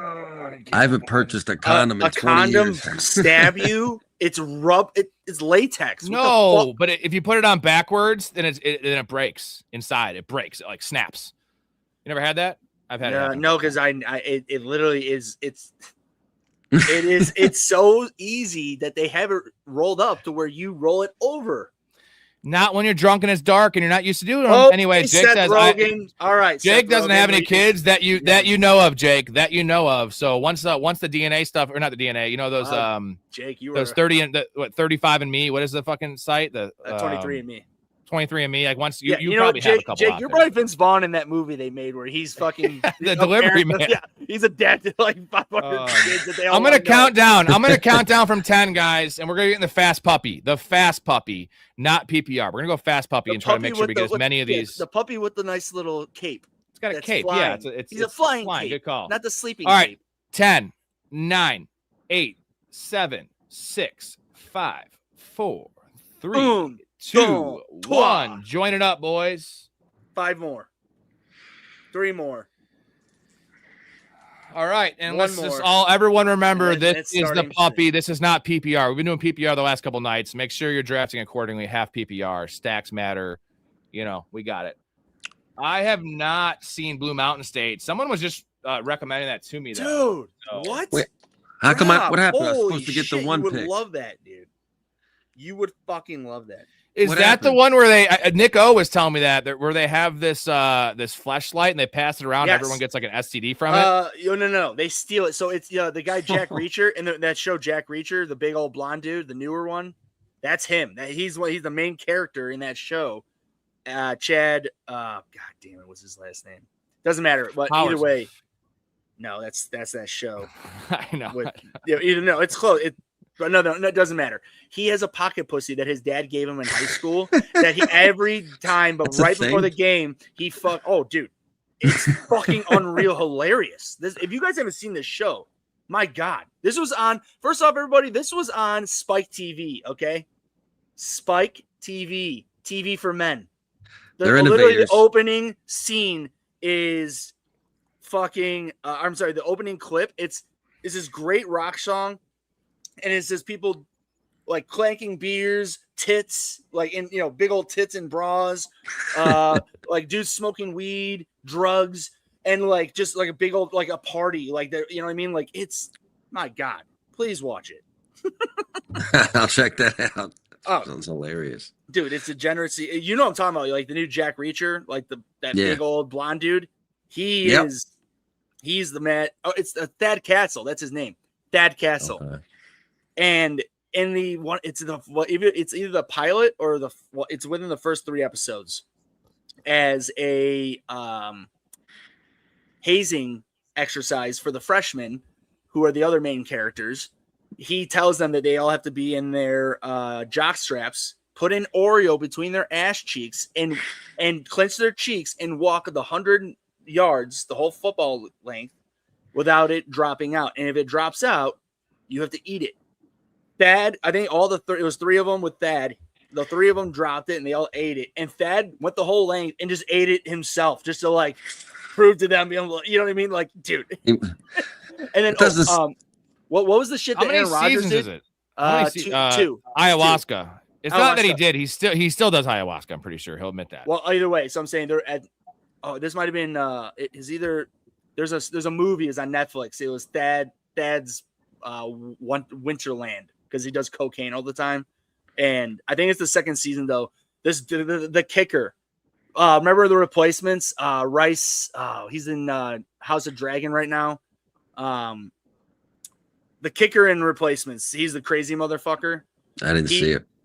Rob, you ever seen Replacements? Yeah, but I don't know. Okay, it doesn't matter. The kicker's crazy in that movie. This guy in the show, the kicker's crazy as well. He's the drug dealer, and he's talking to everyone like, "Oh, I got this, and I got this." And Keith, look at me. He lists this thing up. He's like, and then there's ayahuasca. And he's like, all you need is a little sip of this shit. And he's like, you'll blow your mind. Fucking Thad just grabs it and chugs the whole fucking thing. And he's just like, whoa, dude. Like, and he's just like, like, oh, it's nothing. And of course, he just goes on this whole. Sounds like Fear and Loathing when he drinks the adrenochrome and he just like chugs it. 100%. Like, this is tasty. He's like, you took too much, man. You took too much. It's 1,000,000% that. Connor did not make it in this. Connor, is that right? You're not in this? I don't see you. Connor. Which hazing is more aggressive, old school or the one you were describing? The answer would be Animal House. Because that would not be allowed on TV any longer. God, I mean, the cinder blocks though, and old school. When they literally leave that drunk chick at the whatever, like she was wasted and just rolled her up to some house and left her in a cart outside a house. You know who that chick is? That is actually the same chick from Caddyshack. That is the German speaking. Yeah. No. Maggie. That's Maggie. That's Maggie from Caddyshack. Yeah. She had 3 roles, literally the most epic roles, and then she like disappeared off the face of the earth. She was Maggie from Caddyshack. She's the underage girl in Animal House that with the devil on the shoulder thing. That's her with the shopping cart. And then she's in one other role, and then she never did anything else. Yeah. Wow. That accent, by the way, in Caddyshack is like one of the worst things. Like, why didn't they just have her talk normal? Like, oh no, you don't. What the hell is that, dude? Well, it's funny because I was listening to ESPN 1000 today, and Carmen DeFalco and Carmen and Yurko, he once saw the Odyssey, and he hates Troy, which is like the equal to in the 2004 movie Troy with Brad Pitt. And he said, like, I never understood why Brad Pitt had a British accent in a Greek mythology movie. But they're like, he's like, but then they have Matt Damon doing an English accent. He's just like, so it just doesn't make sense. But I want to sit, Rob, you want to go see that movie? You and me? We can sit next to each other at the I don't see movies anymore, man. I get them on my box for free in like 2 weeks. Even new movies. So I understand that, but you understand this whole movie is meant to see in IMAX and not in your fucking living room with your 27-inch TV. 27 inch. Okay, fine. 37, 36, man. 40, whatever. It's not 42, bitch. 42. It's not 1.5 IMAX, which is the Batavia Theater. Okay, how about that, dude? If I get drunk enough, though, I feel like I'm in IMAX. I feel like it's in 3D. I feel like shit's coming at me. So thank you. Hey, Ray, I get come over, have some steak.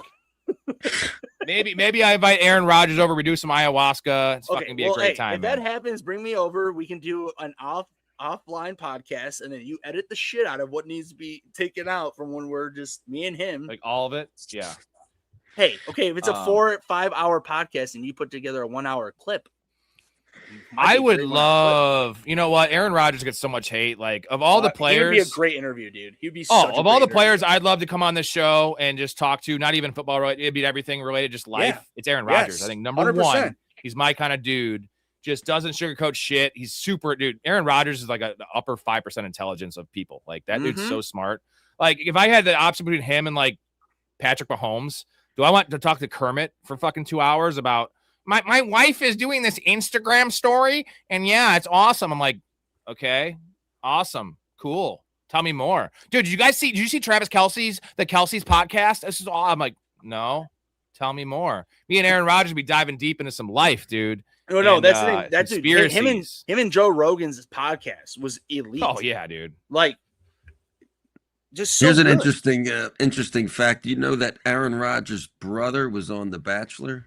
Yes. I did know. Yeah, that's kind of what like separated their family, right? That was like I don't know why, but because they were Aaron already Rodgers, having because Aaron Rodgers having issues. There were issues before that, right? But Aaron Rodgers clearly went into his own realm of awakeness, if you want to say, like, because I'm sorry, like before I took an eighth of mushrooms like 2012, and my mind just like.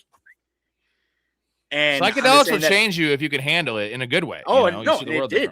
I promise you. Like, I just started realizing a lot of things that I just didn't realize that are happening in the world. Manipulation through our government, music, the Hollywood, everything. Hey, buddy. What's funny about the Aaron Rodgers thing is that he's an outspoken individual and he said some shit, even though it's all been like the COVID thing. It's all been like true essentially, but. Everyone just assumes it's him and not his family. They're always, Aaron Rodgers is a bad person. He doesn't talk to his family. Like maybe his family is shitbags. Like maybe his family took money from him. We don't know. And like Aaron Rodgers, the guy's gonna take the high road. You know why that is though? Because he sided with Trump, so automatically, I'm not trying to get political here, but it's just that's what he did. He went right, and everything shit on him after that. So some good options here. But here's the thing. I'm with you though. Like that's the worst thing about anything. That nobody knows both sides until long after for most things. No matter what. Right. It just seems like, we got a doggy there. What's up? I got a secret weapon coming in right here.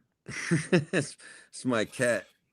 It's a cat. I couldn't really see. Oh, is your cat cool? If I show up to your house, would it run away from me? No, now that he knows you, it's all good. Well, he doesn't have the greasy smell in his nostrils. Yeah, not yet. Jake says, I'm excited about the Odyssey, but they went really woke. So, I mean, everyone's going woke now. And here's the bottom line. I don't want to really get into this conversation, but if Big Ray's going to go see it, Big Ray, like if he's going to see it, he's also a big Nolan fan, but the woke thing is something he's not on board with, then I think everyone should see it because I would think that of all people I know, you would take a stand, but you also love good film. Well, only because also I heard that Elliot Page and the black woman who's playing Helena Troy are combined like 6 to 7 minutes, maybe 8 at most. Dude, Christopher Nolan's a genius, though. You know what happened? He just like stirred up so much stuff about this movie, and any pub's good pub. And now that it came out that it's not even a big deal, everyone's talking about this movie, and they would have talked about it anyway. But dude, you know what? Nolan's a genius. Now he's a genius marketing guy too. Like Christopher Nolan, GOAT, man, GOAT. Well, I'll let you know. Because Rob, I promise you, I will go watch this movie because I want it to be good. Rob, I promise you, when I heard this movie's coming out, I could not look forward to anything more than that movie. And then, of course, all the shit on the internet, and then like Jake's, and admittedly, I know Nolan has some PC bullshit that he did in this movie, whatever. But if it's 2.5 hours to 3 hours long and 10 minutes of it are bullshit, that means the other 95% of it is fucking awesome, right? So the other 3 hours and 40 minutes is awesome. That's a Christopher Nolan joke, right? 100%. So I know. I mean, admittedly, that's sort of where I'm at, and that's why I'm willing to go see it at this point because, I want to hate it, but I love movies so much, and I love Christopher Nolan so much that this movie just seems like you can't not see it. Like Rob, you said, I was gonna see it in my house. This is not a movie you see in your house, like. You need to go see it in IMAX. And especially that Batavia Theater is 1.5 IMAXs. It's the biggest screen of all of Illinois. Yeah, I'll happily go see it there. Like Oppenheimer, dude. When I saw Oppenheimer in that fucking nuke, when that nuke dropped, the sound inside that theater was nothing I've ever felt in my entire life. It was next level. But what I really want to do next is 4D or 5D. I think it's 4D movies. I think it's in Japan. Where like literally water, like if it's like somebody's like diving into the water will literally splash onto you and shit like that. That's some next level shit. Cowboy says there's a part of me that knows coaches will play a psychological game and bracket pickings enough games into the year with low stats into a tag contract year. Pick will be a problem. I mean, why would they do that just to screw over the Cowboys? They want to win the game. And the way to win the game in reality is to take CeeDee Lamb out of the game. Like CeeDee Lamb is the best receiver on the team. He's one of the best receivers in football. He is hard to take out. Pickens is easier to take out of a game because he's used in a more static way. Where CeeDee Lamb's the move wide receiver. He's lining up all over the field. But they're not going to intentionally do this to George Pickens. Like I'm not worried about that at all. I am worried about the other part where you said because it doesn't take that for George Pickens to throw a tantrum. But the upside of George Pickens this year is I don't think there's a lot because where he's getting drafted. But I think he's gonna be on his best behavior. I think him and Kyler Murray, this is it for those guys. If they want to make big money, and he just saw Alec Pierce get paid so much money. Kyler Murray saw Tua get paid all this money a couple years ago. Like, they have to be on their best behavior. Kyler's got to be a good teammate, be in the film room, get there early, leave late. George Pickens has to not be a bitch in the field. And it shouldn't be hard. Just block, just hustle when your number's called. And it will be called a lot on this Cowboys offense. He's a great player. I'm not worried about Pickens in that regard. I'm worried about Pickens because you have to draft him at the end of the second round. I am not in PPR, especially. In half PPR, I'm fair with that price because he's probably a top 5, a top 7 touchdown potential wide receiver, just based on playing with Dak and just having some single coverage in the red zone. But I am not drafting George Pickens in the second round in PPR. Like, I'm taking Nico Collins over him. I'm taking Rashee Rice over him. Rob, do you want to tell people the real reason why you believe that?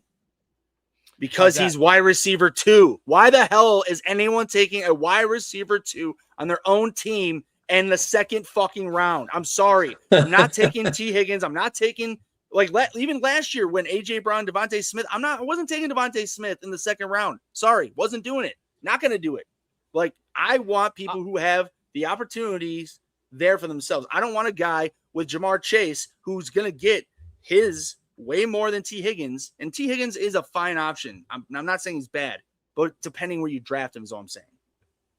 Yeah, and that's the problem in PPR. That's the biggest problem because the volume just won't be there. In PPR, we want volume receivers. They're gonna have 90 catches. It's probably not happening for those guys. But in half PPR, the upside is the touchdowns will always be there for T. Higgins. They will be there for Alec Pierce goes off the board. Sweet, I get DK. They'll be there for Pickens. They'll be there for T. Higgins. I'm not worried about that, but yeah, I don't care as much about as you do about like a wide receiver 2 on their team. I don't love it. I much prefer them to be number 1. Second round, you would pick a wide receiver 2 in the second round. No, not in the second round. You said something. That's why where T. Higgins goes in the third round, and I trust Joe Burrow. Yeah, third or fourth round, that's fine. That's fine. But second round, but T. Higgins was going second round last year. That was dumb. Straight dumb. I think it could be for a bigger year. Wasn't. T. Higgins was going in the he was going on that was 2 years ago. Remember 2 years ago, Devonta Smith and T. Higgins were both going at the 2-3 turn. That was what you're referring to, and that was wild. That was a mistake. Sorry, yes, I apologize. And honestly, I'm more thinking my friend leagues too, where my friends are just dumb. So doesn't make you a bad guy, Ray.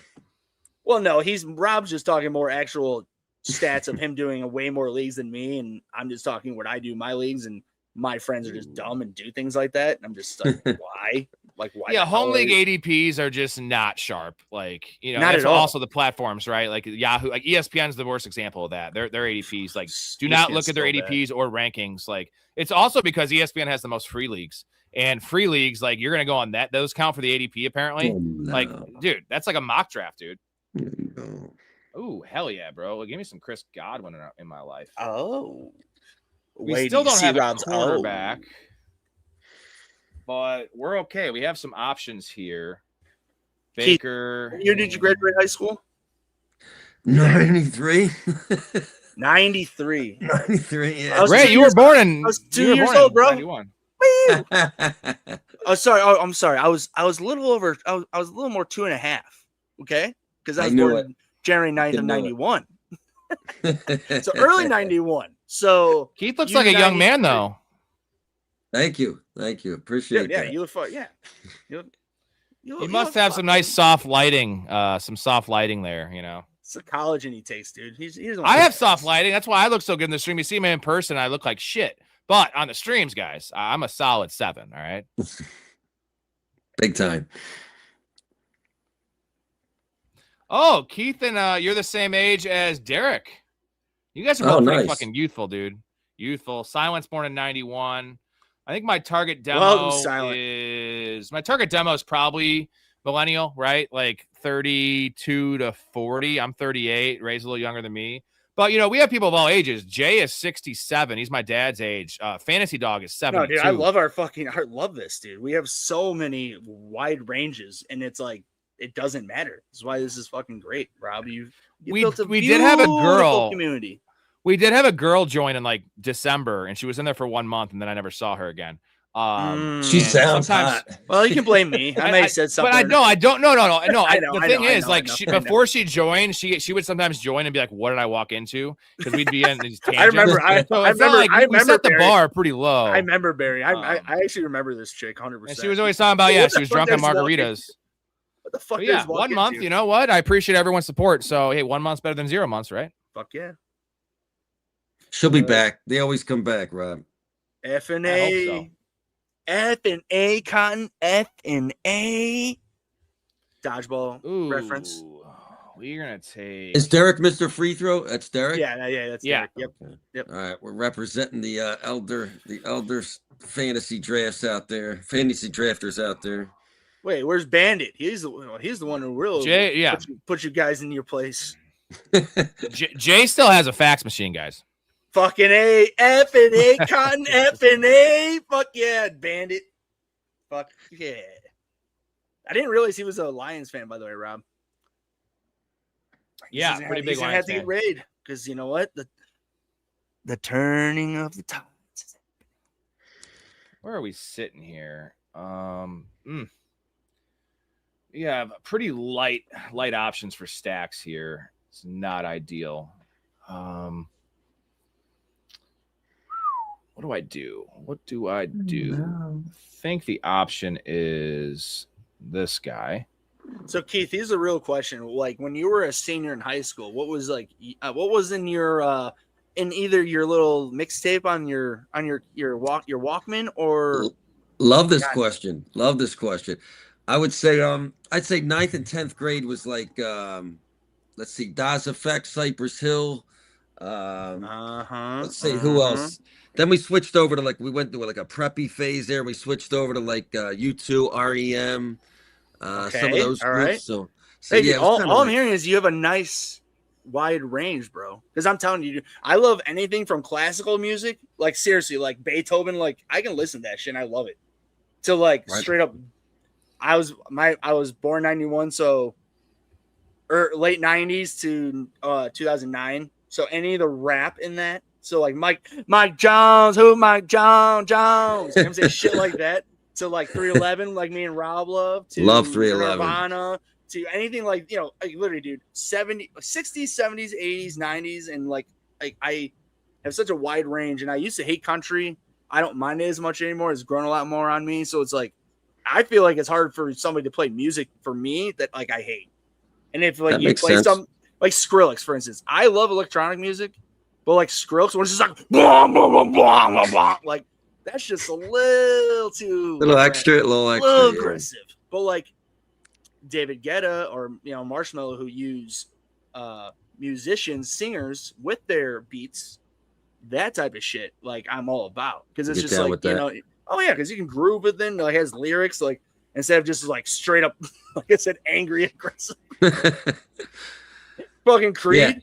Stain, Creed, Pearl Jam. My wife just saw Creed yesterday. She just saw Creed yesterday, and I was telling her about the Creed. I'm jealous. I was telling her about the Scott Staff 311 beef when he punched SA in the face, and all the issues that he had with the music community. And she's like, he seems like a great guy. He's all godly. I'm like, well, that's probably a front for one, and maybe he got clean, but when the band takes 11-year hiatus. And the other band members go to play in a different band. It's kind of a damning thing. And then all the other stuff, right.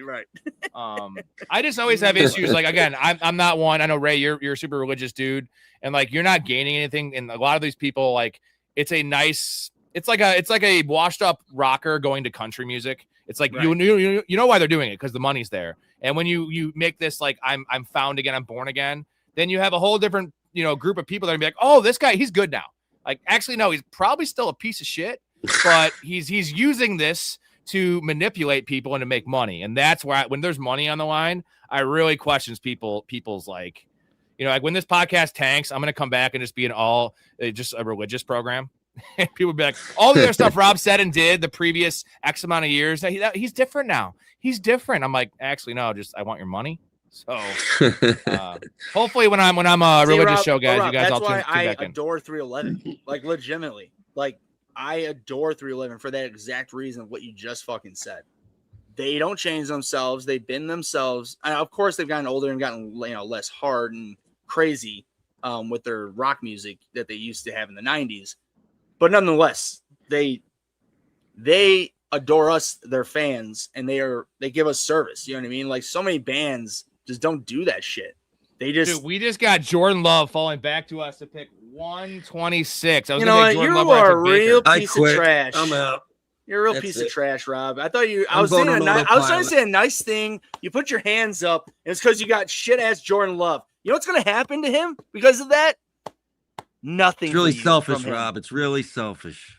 Very happy, dude. Yeah, I'm trying to talk unity and happiness here, and you're all about your selfishness of drafting Jordan Love over. Or I'm sorry, yeah, you drafted him at a nice value. You know what? Thank you. I did. You know what? You know what, Rob? What about the unity of 311? Huh?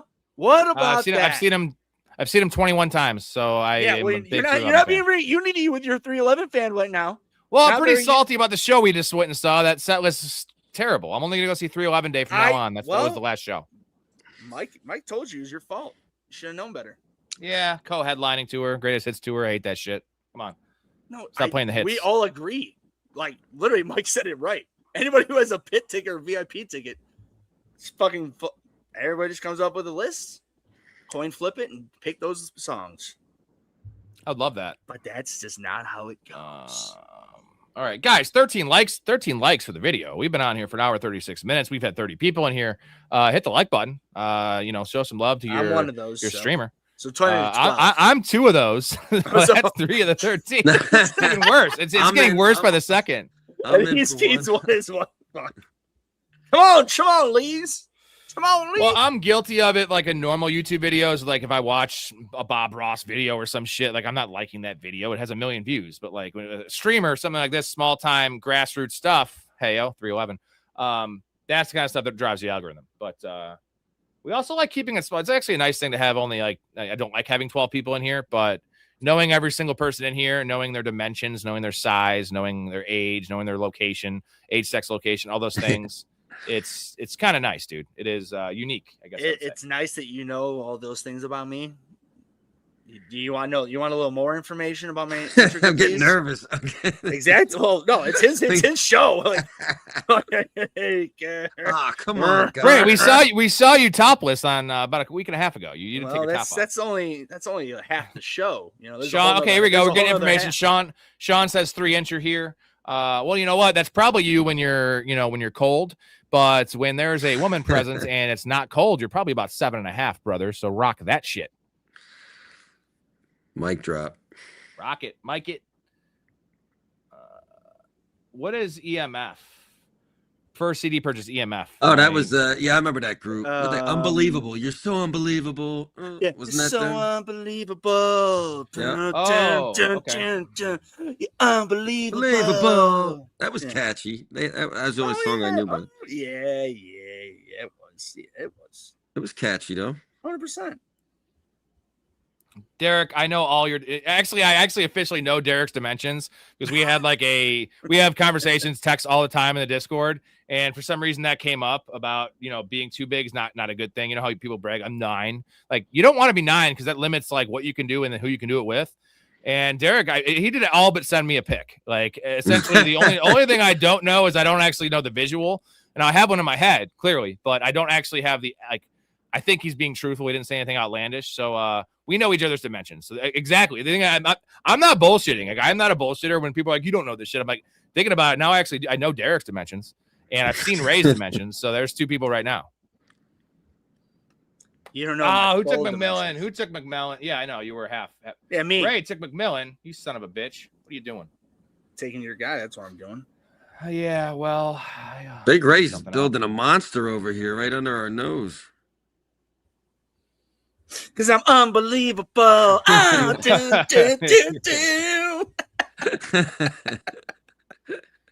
We have issued. Our running back is really good. Rob sets me up all. Or let me rephrase it. I set him up all the time for Dr. Ray and Tiny Dancer. Miss a Tiny Dancer clip. Dude, you should still play that once in a while. Fuck it. I don't give a shit. I had to take it off. I know. I don't have that much room for everything. Well, make it again and fucking add it, okay? shit. I am in a rough spot right now. We're just gonna take Tajay Spears. Fucking gross. I think I'm too heavy at running back now, but shit, whatever. We rushed them, guys. We rushed them. No, I just my picks all got taken. I had JT, Henry, ETN, and Pacheco. That might have been a little light, so I took Tajay Spears. That's 5. It's okay. Nothing wrong with that. It's okay. I'm also not super high on Tajay. Team Money says I want to go to a Shakira, Lainey Wilson, and Lil Wayne. Interesting. That'd be quite a fucking mix. Shoot you one way and you come back the other over here. I like that. Exactly what I was thinking. Thank you, Keith. I was literally thinking the same fucking balance, though. Good balance. It's like a typical roster. The balance right is there, no doubt. Balance is there. No doubt the balance is there. 4 quarterbacks. Who the hell? Rob, who is behind you? My God. That is all of a sudden he's got one of them lame names. 4 quarterbacks: Lamar, Burrow, Purdy, and then Daniel Jones. Why, brother? Yeah, does he have 4 receivers? He has 3 receivers. He has 3 tight ends. Look at this: 4-4-3-3 build. Come on, Rob, we got another. We got another. We found another. He is definitely on that escalator, dude. That kid is back on the escalator again. Remarkable. That's criminal. That kid is back on the escalator again. Leave it alone. What? I love the way he stares. That kid is on the escalators again. I don't get it, man. I don't get it. And I don't get that. What are you doing? What is that? Well, what I'm doing is like cutting the shower curtain in half waist high so that when he's in using it, people can see his junk. Wow, Frank, that Ritterall is having a very interesting effect on the way you think. Love this feeling. Yeah. Got any more of it? There's a bear shit in the woods. We'll cut up a couple rails, buddy. I'm gonna blast off. All right. Come on, a couple rails. I'm gonna blast off. His tight ends, dude. He is just. If you needed a quarterback, good luck. I mean, I'm fine with what I have, but good luck because they're all gone. He doesn't even have Sutton either. His team is all of a Sutton. He doesn't even have Sutton, so he's a hypocrite. He's a hypocrite. All of a Sutton. I love that. Did he have a chance to take him? Where does Sutton go? He goes in the what, like 7th round? Yeah, 7th round. Dude, he passed on him. He took Mekhi Lemon over Cortland Sutton. So, like, that just makes his draft all the more worse. Oh, my God. Wow, worse. man. That's old. That's gross. That's just great. It's disgusting. My wife always makes these, like, creative team names. Like, whatever the player is, she has, like, CDs, TDs, things like that, which makes sense for her because she's a girl. But I'm like, those are so lame. Like, give me something original, you know? Greasy Ray Vaughns, Dirty Ray Vaughns. I mean, those are just as classic as time itself, you know? The difference is that she's a girl, so it's, like, kind of cute. But, like, a dude doing that, it's like having a vanity plate on your car. Like, big golfer, like, great golfer. Like, you're picking, by the bro, way. you're a loser, dude. Like, don't do that. I know, thank you. Like, so epic golfer 69. I just want to let you know. Sorry. Epic golfer 6'9". That's my vanity plate. Or yeah, what, like, it's just, I hate those things. Also, it costs money. It's like, just give me the random plate. Who cares? Dude, by the way, real quick, when you're saying that, there was an old lady in Florida. She got her plate. It was a random plate, and it literally was SQZ space A55.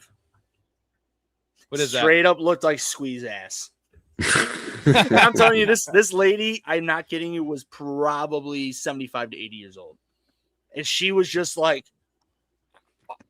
I can't have something like this.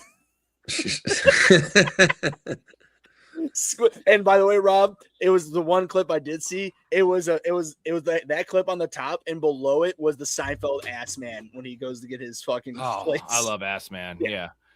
You're the ass man. All right, you know what? I forgot I owe a chug for the earlier super chat. Oh. So let's get that going. I'm gonna do a race. I'm gonna do a race like I like to race myself. All right, so let's you get better it win here. this time. Here you go.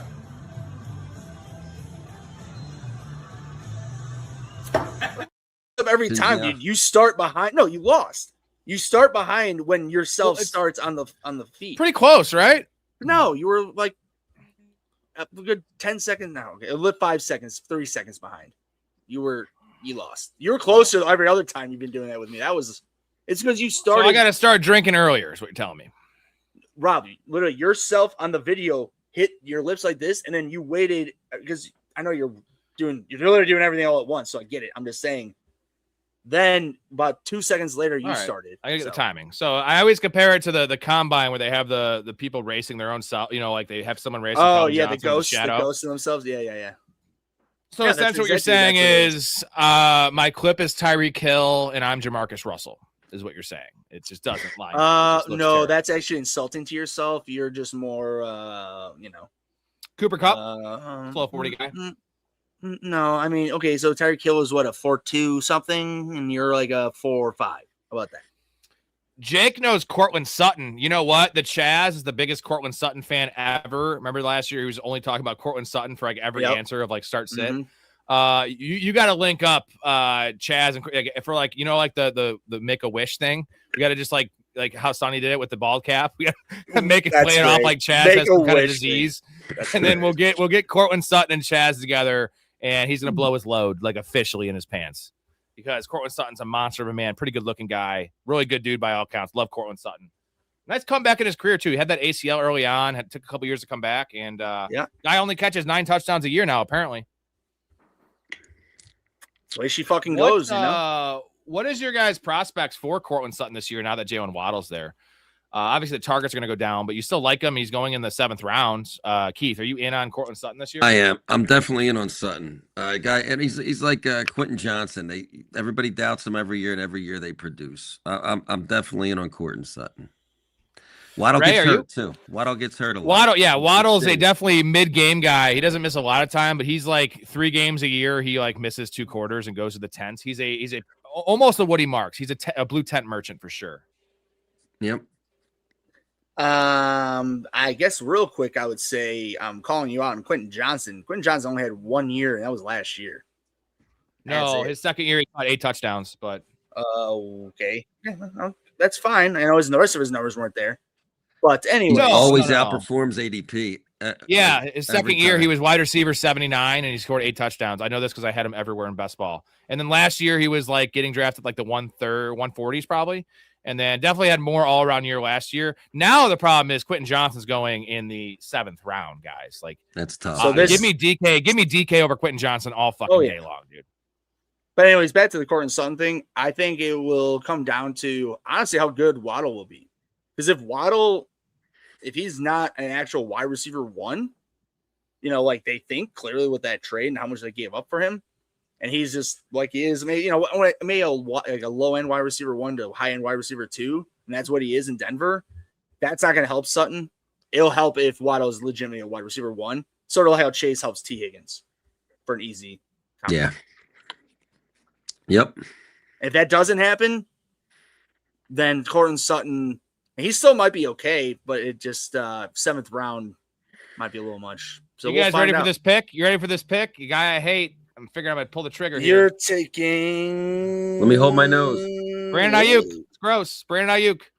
I want to get some exposure now. I think there's a 10% chance he signs. If he does, he's the best 18th round pick there is. I hate it. It's aggressive, big tournament. Why the hell not? Once in a while. But most likely, he's just a clown. I don't know who Bozo is. What, is he a clown? What, is he a clown? What, are you kidding me? Well, what is he? Yes, he's a clown. All right, so what's the big deal? There's millions of clowns. All right, just forget it. Forget me? You should forget it. You're living in the past, man. You hung up on some clown from the 60s, man. Oh. The way he says 60s, man. Just fucking John Favreau is so good. So who's in this draft with us real quick? We have Ray, Keith, myself, the usual suspects, Sutton, of course, and then Derek. It's just us 4. So we can do draft grades. Ray, I know you have to hop off after this. You have an early day tomorrow. And then Keith, up to you, man. If you want to stay on and hang out, we're gonna do one more draft. If you want to leave, you want to hang on the chat, whatever you want to do, man. You're my guest. I can do it solo. Done that many times. So gotcha. I'll hang. I'm with Keith's you, man. Keith's gonna hang. Love the Keith. All right, let's get to draft grades, and it's gonna be easier than last time. Only 4 teams. We'll start off with Big Ray squad at the 2 hole. You switch the view here. And is that show still on, by the way, The View? Yes. Oh, yes. No doubt. Oh, God. It's really, you know what, like, watched by a lot. You know what they should do to, like, rehabilitate people to not go to jail? Just make them watch 24 straight hours, like, in a chair of The View. Like, just on repeat and just have to – is it Oprah? Is Oprah on there? I know Rob, Barbara people Walters do that, on there. though. I go to people's homes for inspections. I walk in and The View is on in the morning. Right. Like I'm talking about like a guy that gets sentenced to prison is not going to watch The there View. You go. Yeah. So like that is like hell, right? That is hell for us. Like that is purgatory. Well, they got to strap them into a chair so they can't get up and break the TV. Yeah. And people won't break the law. They're like, dude, you got to go to jail and you got to watch The View. I mean, and you got to eat like shitty food and possibly the butt stuff. No, thank you. All right. Good race team. Caleb Williams, you have a 2.592 build. Caleb Williams and Sam Darnold. You took Caleb in both drafts, didn't you, Ray? And Darnold. Yeah, same quarterback room. All right. Caleb and Sam Darnold at quarterback. Bijan, Jeremiah Love, Kyle Monangai, JCM, Brian Robinson. Is this the same team? It looks similar. It's Monangai too. Nico, Mike Evans, Devontae Adams, Xavier Worthy, Casey Concepcion, nice. McMillan, Calvin Ridley, Tank Dell, and Surratt. Tyler Warren and TJ Hawkinson. Nice Hawkinson pick. Is this too heavy at wide receiver? It's a lot of wide receivers, brother. 9. And let's see, your top 3 is Collins, Evans, Devontae Adams, Worthy, Concepcion's 5, McMillan 6, Ridley is 7. I think you're too heavy at wide receiver. But what would you have changed? Warren and Hawkinson's fine at tight ends. I think your quarterbacks are probably fine. You could have taken like a Jacoby Brissett or something. I want one more running back in this team, though. Keith, you agree? I like the build, actually. I think it's appropriately balanced. I'm good with the build. I think his quarterbacks are good enough and his tight ends are good enough. I think he gets away with that. The only reason I did what I did, Rob, because again, going back when I said about injury players, Mike Evans and Devontae Adams, there's no way those dudes are playing the whole entire season uninjured. Good man. All right. What is your guys' grade? Did you get? I spaced out. Keith, did you give a grade for the team? No, I'm gonna say B plus. I'll say B to B plus in that range. I agree. I'm gonna go solid B as well. Pretty balanced. We have Derek throwing a $2 super chat to not grade his team at Froze got screwed. Not grade his That's team. a first. That's a first. This must Derek. be really bad. It's not as bad as all of a sudden, but we'll gander awesome. at. I won't. I'm gonna respect your wishes, and we'll give you the D plus grade. Well, actually, I'll give you an incomplete. I'll give you an incomplete grade. So we like Ray's team. Let's go to Keith's team. Super great. Beast. Pick 3, 3-5-8-2 build. Drake May, CJ Stroud, Aaron Rodgers. In this case, Drake May typically has a 2 quarterback build, but CJ Stroud is pretty bummy. I think there's some upside this year where he's getting drafted, but this makes sense for 3 quarterbacks when you have CJ Stroud because, he just doesn't score over like 18 points ever in the history of his life besides his rookie year. But good value, though, at your quarterback spots there. Javonte Williams, Cam Scatterbo, DeAndre Swift, Tony Pollard, Emmett Johnson, Jamar Chase, A.J. Brown, Michael Pittman, Ricky Pearsall, Dubs, Higgins, Knoll, Keenan Allen with Hunter Henry and A.J. Barner. Same bye week for your tight ends. Kind of an issue. It's only going to be 1 week. It's kind of a weak tight end room, but I do like the rest of this team. The stacks are good. Ricky P is a fine 4. Romeo Dubs, Higgins, like that. Jaden Higgins is your, 6? Knoll is your okay. So this is a good team, man. I don't love the tight end room in general, besides the buys. I like the running back room.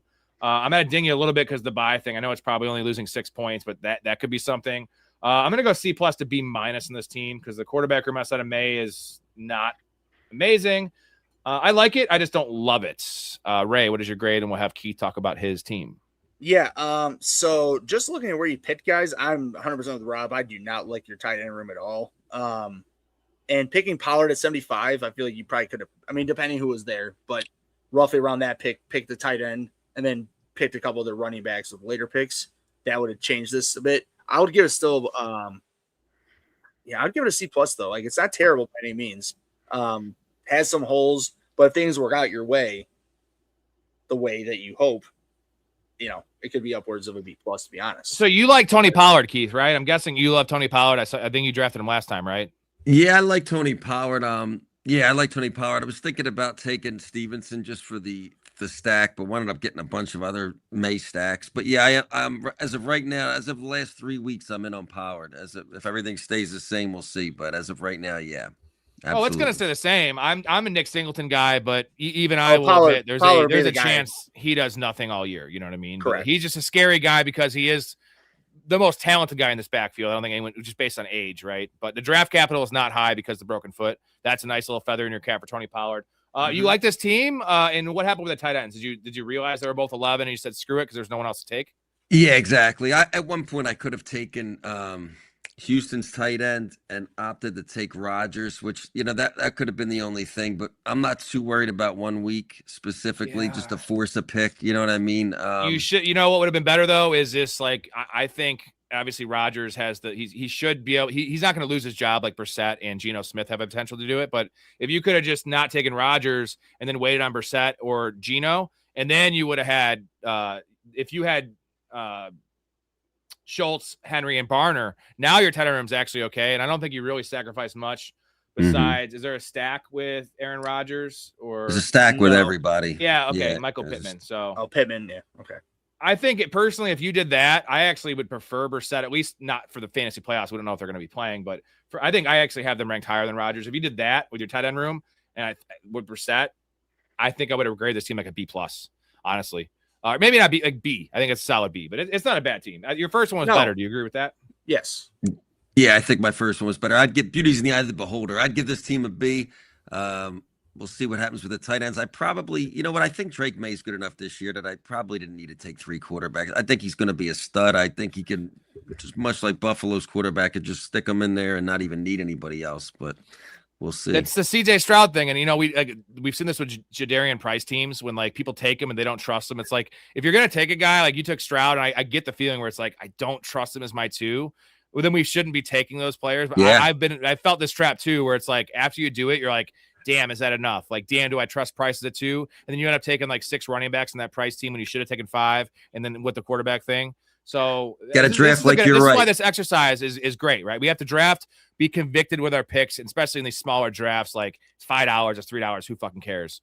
Yep. All right, my squad here at the 8th position, 2-5-8-3 build. Baker Mayfield and Jordan Love at quarterback. Jonathan Taylor, Derrick Henry, Travis Etienne, Isaiah Pacheco, and Tajay Spears. T. Higgins, Christian Watson, Brian Thomas, DK Metcalf, Chris Godwin, Trey Harris, Ted Hurst, and Brandon Ayuk. Kyle Pitts, Kate Otten, and Pat Freiermuth. So tight end room's really good. We have a stack. We have 3 stacks with Baker. Is that right? 3 stacks with Baker, and we have 1 stack with Jordan Love. So we have enough stacks. The wide receiver room I think it's okay. DK has a 4, Chris Godwin is a 5. I do like that. That's why I took Brandon Ayuk. I feel like I didn't need him. I didn't need the receiver. But if I was going to take one, I like taking Tyquan Thornton there, and I like taking Torrey Horton there. I have so much of those guys. I feel like this is the time to take a shot on Brandon Ayuk, right? He's probably nothing. He's probably not playing again. Keith, what is your chance that Brandon Ayuk plays this year? And when I say this year, I mean, if he doesn't play this year, he's never playing again. So this is it for Brandon Ayuk. Like, what are the chances he signs? Man, I'm not a Ayuk guy this year personally. I think he's got some major Antonio Brown vibes going on. I give him about a 12% chance to play this season. About 12. I've been saying 10%, but so now it doesn't make sense. But if he does sign, if Brandon Ayuk signed to the Commanders tomorrow, okay, which isn't probably going to happen because he called out Jaden Daniels' mom and shit. Let's say it's the Ravens. And he signs on the Ravens, and that's with Lamar and Derrick Henry, strong locker room. They get him in order. He would probably be drafted in the 13th round, right? Yeah. I think I mean, he's ahead of anybody other than Flowers and Andrews. But yeah. The issue though is that if he signs to a team, he might actually just get cut before the season starts because they'll do something, But I just figured why not get a shot on Brandon Ayuk? I don't know why we're talking about Brandon Ayuk, but trust me, I hate Brandon Ayuk, but I don't have very much of him. And in a puppy, I feel like if you're trying to win this league, I feel like it is worth a shot for these next 2 weeks. If he's not signed on a team by the 2nd week of September, it's done. Write it off. He's never playing again in the league. What is your guys' grade for this team? Oh, and real quick, dude, I just want to say I heavily disagree with that. That dude will play again in the NFL at some point. That doesn't mean if he doesn't play this year, he's not playing next year, dude. No way. That'd be 3 years. If he doesn't play this year, he's not playing next year? No, it's still, yeah. What? No. You think he's going to take 3 years off essentially and then come back? Okay, all I know is that the guy has had he has a track record, correct, of his playing career. some team will do something with him. Whether or not it will work, completely different situation. I'm just saying that he will get league minimum from some team. He's never not going to play again. That's his only chance if he takes league minimum. No one's going to. Yeah, no, but his only chance is also this year because he's fully healthy. He's going to be almost 30 by the time next year comes around. Like he has to play this year. What is your guys' grade for this team? I'm gonna go through it again real quick. I'll scroll down. Got a pretty good tight end room. I don't know why I took Spears. I should have gone with 4 running backs, but I think it's pretty balanced. Quarterback room could be a little light personally, but I'll go B. I'll agree with that. I think again, just comes down to Christian Watson. If he lives up to what you believe, you'll be B plus. I'll stay with B. Pretty good team. All right. It's pretty fair. And I think that's it because Derek does not want us to look at his team because he got auto drafted. And he says check mine. Go easy though. He just did it. $5. All right. Big Ray's got to go. Okay. He wants me to check it now. Now he goes back. We love Derek. Now he sends a $5 super to say check mine. Go easy though. Fucking Derek. Derek's playing poker by himself right now. He just check raised himself. It's not one quarterback. This team's okay. All right. So Josh Allen and Jacoby Brissett. We have Saquon, Chuba Hubbard, Rico Dowdle, Woody Marks, Tank Bigsby, Marshawn Lloyd, Mike Washington. That's what he's too heavy at running back with 7. JJ, Ted McMillan, Roma Dunze, Jaden Reed, Shakir, Flournoy, Stribling with Kincaid and Likely. I think this team's actually okay. Yeah. Like it's worst case C. Not nearly as bad as you were thinking, man. Rome's a 3, Jaden's at 4, Shakir. I think that little stretch there, Flournoy and Stribling. Definitely heavy at running back. I think you should have stopped at Tank Bigsby. So that's why. But you're fine at quarterback with Josh Allen and Brissett. That's totally fine. I think you're pretty fine at tight end. I would have liked a 3rd, but it's right on the border there. It's just a wide receiver room. I want Tyquan Thornton. I want Calvin Ridley. I want these, he would have wanted Torrey Horton because he has a million shares of Torrey Horton, but it's a pretty good team, man. I want to say B-. I'm going to go C+ because the build. I'll go B-. I mean, just the upside is there, I think. I'm going to go B. I think you have to take a look at where guys are drafted more so and like whether you like certain guys. Like for example, like guys at the end of the obviously Thornton. There's a lot of those guys that are like the typical last 2 round picks. But there's a lot of different guys here that are ranked in those areas that have a lot of potential. So I think I'm going to give him a B. I'm going to go B. That's why Derek's the Chris Kyle American Sniper, one of the GOATs. By the way, this is Derek's first year doing best ball, and he's been playing fantasy since like 1990 something. But this dude's the GOAT, man. Like if that his team's that's when you know you're good. When you get auto draft, your team's fucked, your build's fucked, you still get a B. That's a good sign, man. We're like, you're not good if you're like bragging about your team and you think it's awesome, and then we give it a C. Like that's the disconnect. And right now, Derek is the other end of the spectrum. You should be hosting the show, Derek. Honestly, take my job, bro. Wait, that happened to me a couple days ago. I thought I had a really good team. I got a C. Is this bad? It's what?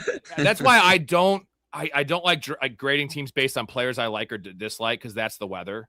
I more go on builds, and sometimes we see things differently. It's not, it's not exact science, right? It's really not. And of course not. I don't like to give a lot of bad grades because it's like Dakota is notorious for like his B is essentially an A. He doesn't give out A's, so he's a really hard grader.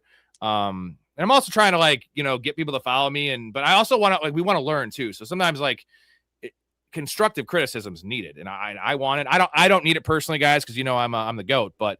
If you're going to get butthurt about a ranking in a draft in July, you have some issues. Yes, I'll just say also that. In redraft too, it's like how many times you shit on a team, and like those players, like just because we thought this players was good or bad, like we don't know. Like last year, everyone was like, "Oh, you got Brian Thomas, dude, at pick 15. This team's awesome." Yeah, how'd that work out for everybody? Brian Thomas was awful last year, and now this year, people are gonna be like, "You took Brian Thomas in the 7th round. This team sucks." No, actually, Brian Thomas is a really good value in the 7th round because he's still the same player in the same situation. And had you drafted him in the 7th round last year, he actually would have returned value. It would have been like barely returning value, but it's really hard to bust in the 7th round when you're a first-round NFL receiver, like when you're that kind of talented. It's the same difference with NFL schedules. When every single NFL fan looks at the schedule and it comes out and they gave themselves, oh, shit, like the Bears. We have the hardest schedule. Well, right. Honestly, I'm going to be admittedly, they could have a step back this year because they have such a hard schedule, or they are that good of a team, and they will stick to their guns and maybe not win the division, but at least get into the playoffs and a wild card this upcoming season. You know what I mean? Like, you just never really know. No one really knows. Buying into schedules is the most insane thing. Unless it's like the top 3 and bottom 3, like last year with the Patriots, we knew it was going to be easy schedule. Right. Like, outside of like those anomalies, trying to like predict the fucking Falcons schedule is not a winning game because we don't know, like, half these teams are going to look different when week 1 comes, and then the other half are going to look different in week 8. Injuries, players underperforming, coordinators that we think are good being bad, like all this kind of stuff. Derek, by the way, he said, I didn't realize I got Brissett from the queue. I think that Josh Allen is the one quarterback based on his health history and just his, besides 2 games a year where he has like 9 points, you could go with a 1 quarterback team with Josh Allen. Like, that actually is the way to go in tournament. Like, it can work. And if you just got to squeak into the playoffs, you'll lose some points in the bye week, obviously. But in the playoffs, like, you realistically should be using Josh Allen every week, right? If you're not using Josh Allen in the semifinal in a best ball league, like, you're not winning anyway. So this team actually is fine. I think the running back issue was bad. But Big Ray, you got to sleep. Get out of here, buddy. We love you. Any final words for everybody? I'm going to stick on for the beginning of the 3rd draft, and I'll hop off and do myself. Okay, what a guy! I was gonna ask you some health related stuff with a player, and then just of course he had a meniscus issue, which totally tanked Derrick Rose's career. Ray, you look good with the stethoscope. He does. Who's down to draft? Dallas Cowboys. I'll get to your comment in a second once we get this draft thing figured out. Let's see who's down to draft. Give me a thumbs up. We could probably just do another fast puppy, most likely. So let me know who's down to draft. I'll give you guys a second, and we'll all hop in together.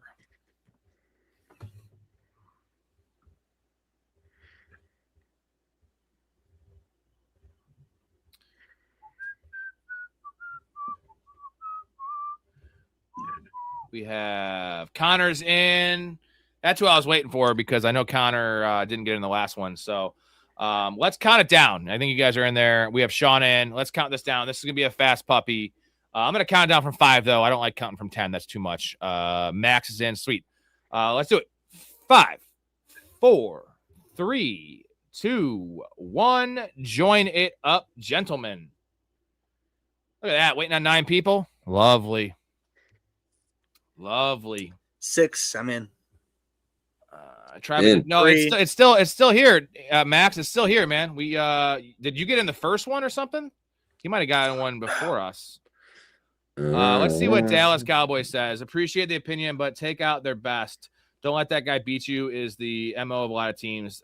In a DC looking at Pickens, 1,409 touchdowns, CD 1,100, 3 touchdowns, injuries since signing a top. I mean, yeah, if you look at last year's numbers, but like, dude, CD Lamb's a better receiver than George Pickens. It's not really even that close. CeeDee Lamb is a top. He is right outside the Justin Jefferson tier. And you know what? If you were to ask me right now, I know everyone loves JSN. I have a hard time putting JSN out of CeeDee Lamb. CeeDee Lamb's done this for many years now. And I feel like it's recency bias to say CeeDee Lamb is not a top 5 receiver. He is a top 5 receiver. He's fucking awesome.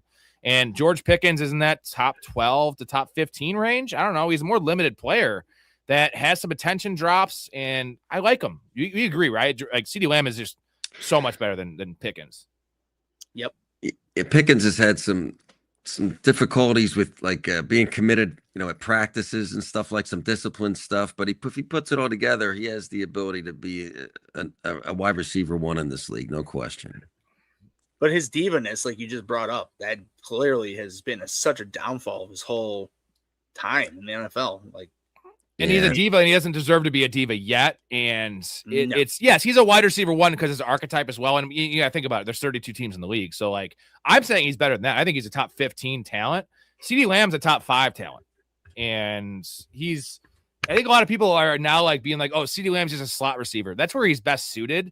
CeeDee Lamb can cook people at X. CeeDee Lamb is a pretty big dude that, I mean, I don't know. I think we've all just forgotten how good CeeDee Lamb is because last year Pickens outproduced him. And that's like CeeDee Lamb probably came back early from that injury too. He was hurt all year. CeeDee Lamb also played the back end of 2024 hurt. Remember that shoulder injury he had when he played through that injury, and every time he'd get tackled, it was like he'd come off the field. Yep. I love CeeDee Lamb, man. I think he's an undervalued play. Not so much undervalued in fantasy, but underrated real life receiver. Oh, yeah. So hard worker, very disciplined to his craft. Well, and he came out of college with some character issue stuff, right? And that has not showed up at all. Like, it's similar to Joe Mixon, where Joe Mixon was a pretty model citizen after the whole punching that chick in the face thing, which is much worse than what CeeDee Lamb did. But CeeDee Lamb had the body language stuff in college, and people thought he would be a diva. Outside of the only thing he's done was he missed that meeting because he was in Vegas with Pickens, and that was probably a Pickens problem. Well, like, it wasn't CeeDee Lamb, Rob. I'll take him at 10. Yes, Robbie went for it. Yes, you will. We're gonna take. Damn right, I went for it.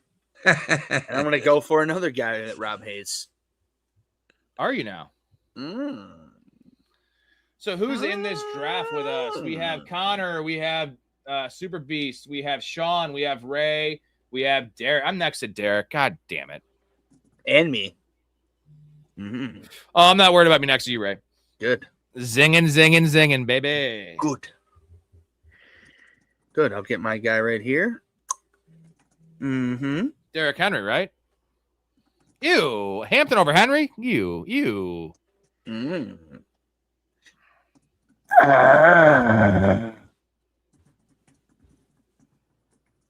So essentially what Dallas is saying here in the chat, that it's a conspiracy by the owners. They don't want to pay George Pickens. Dude, this is not a Colin Kaepernick situation. Like, the teams are going to coach to win games. They're going to coach to win games, and the best way to win games, they will try to take out Pickens in certain situations.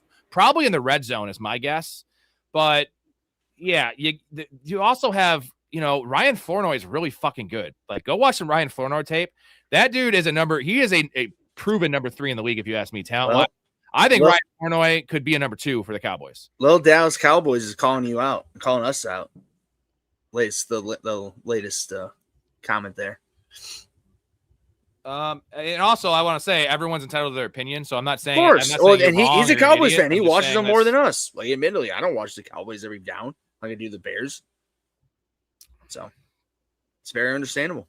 Pickens is very talented. Wide receiver 1 by far. You should watch the Cowboys as much as I do. Dak is CD cap space, my first round quarterback. You can, dude. I'm sorry, bro. He's not the wide receiver 1. Like, last year, they used him as such because of the injuries, and no. And they were double teaming CeeDee Lamb. That is exactly why George Pickens. If you go back and look at the game logs when they were healthy, I don't have the numbers in front of me. I would be willing to bet that CeeDee Lamb out targeted Pickens, right, in those games. Yeah, 100%.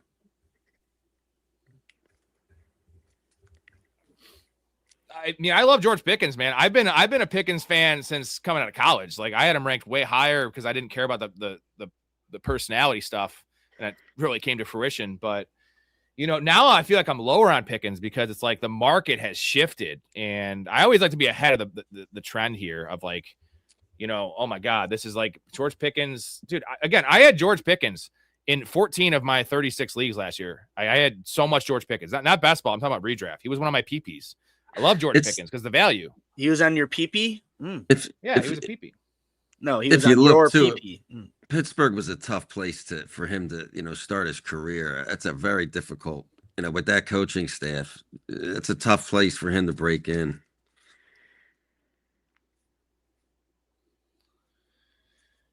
Yeah, and the quarterback play he had to deal with was god awful. Yeah. Kenny Pickett, brother. Kenny Small Hand Pickett. Yuck. Yucky. Small Hand. That's a brutal nickname. Brutal. Bucket. Typically, when a quarterback has to use gloves, it's not a good sign. For quarterbacking or Josh anything. Allen. All right. So we have some options here. 2 in particular. There goes Javante. Yeah, I know who you're taking. Just take him and ruin my life. It's okay. Jesus. Who am I taking? Tell me who I'm taking. Oh, well, you can't. Yeah, so you can't take him now. So I'm taking Ladd now. I hate taking Ladd. I'll take Ladd in the 4th round. Not a fan of Ladd. Gross. I have been digging a lot of Ted McMillan recently, but the thing is, I also take a lot of Jalen Coker. It's just such a narrow target. Like, there's just no one to throw the ball to. Dr. Ray. Hey, Luther Burden. Holy shit. Luther Burden ahead of Terry McLaurin. Are you smoking crack, bro? He's a bear, man. He's going hard on them Bears. A little crack. A little smack. I can't get on board with taking number 2 in the offense. Yeah, number two, right? Number two. You hate that. I don't know what you're talking about. You clearly don't listen to anything with the Bears, so he's not. So every sports talk is Roma accurate. Dunze literally. Okay. So you Colston Loveland, buddy. Yes. Yeah. Luther will end up with better numbers. So. Well, Vegas has them all at 749. I'm glad you love Vegas that are both fucking. I'm just saying, fucking people on earth. Keith, you taking Luther Burden or Terry McLaurin this year? That's not what you fucking said. You said no, Loveland or Luther. Back it up and ask the actual question. Down. Right. But that's the example. I'm going Loveland and McLaurin over Burden, but I think they're all on this. They're all on the same. Good. I will be one who'll be happy to be right this year. They're all on the same. I listen to the man in charge. Okay. Coaches have never lied in the history of coaching. No way.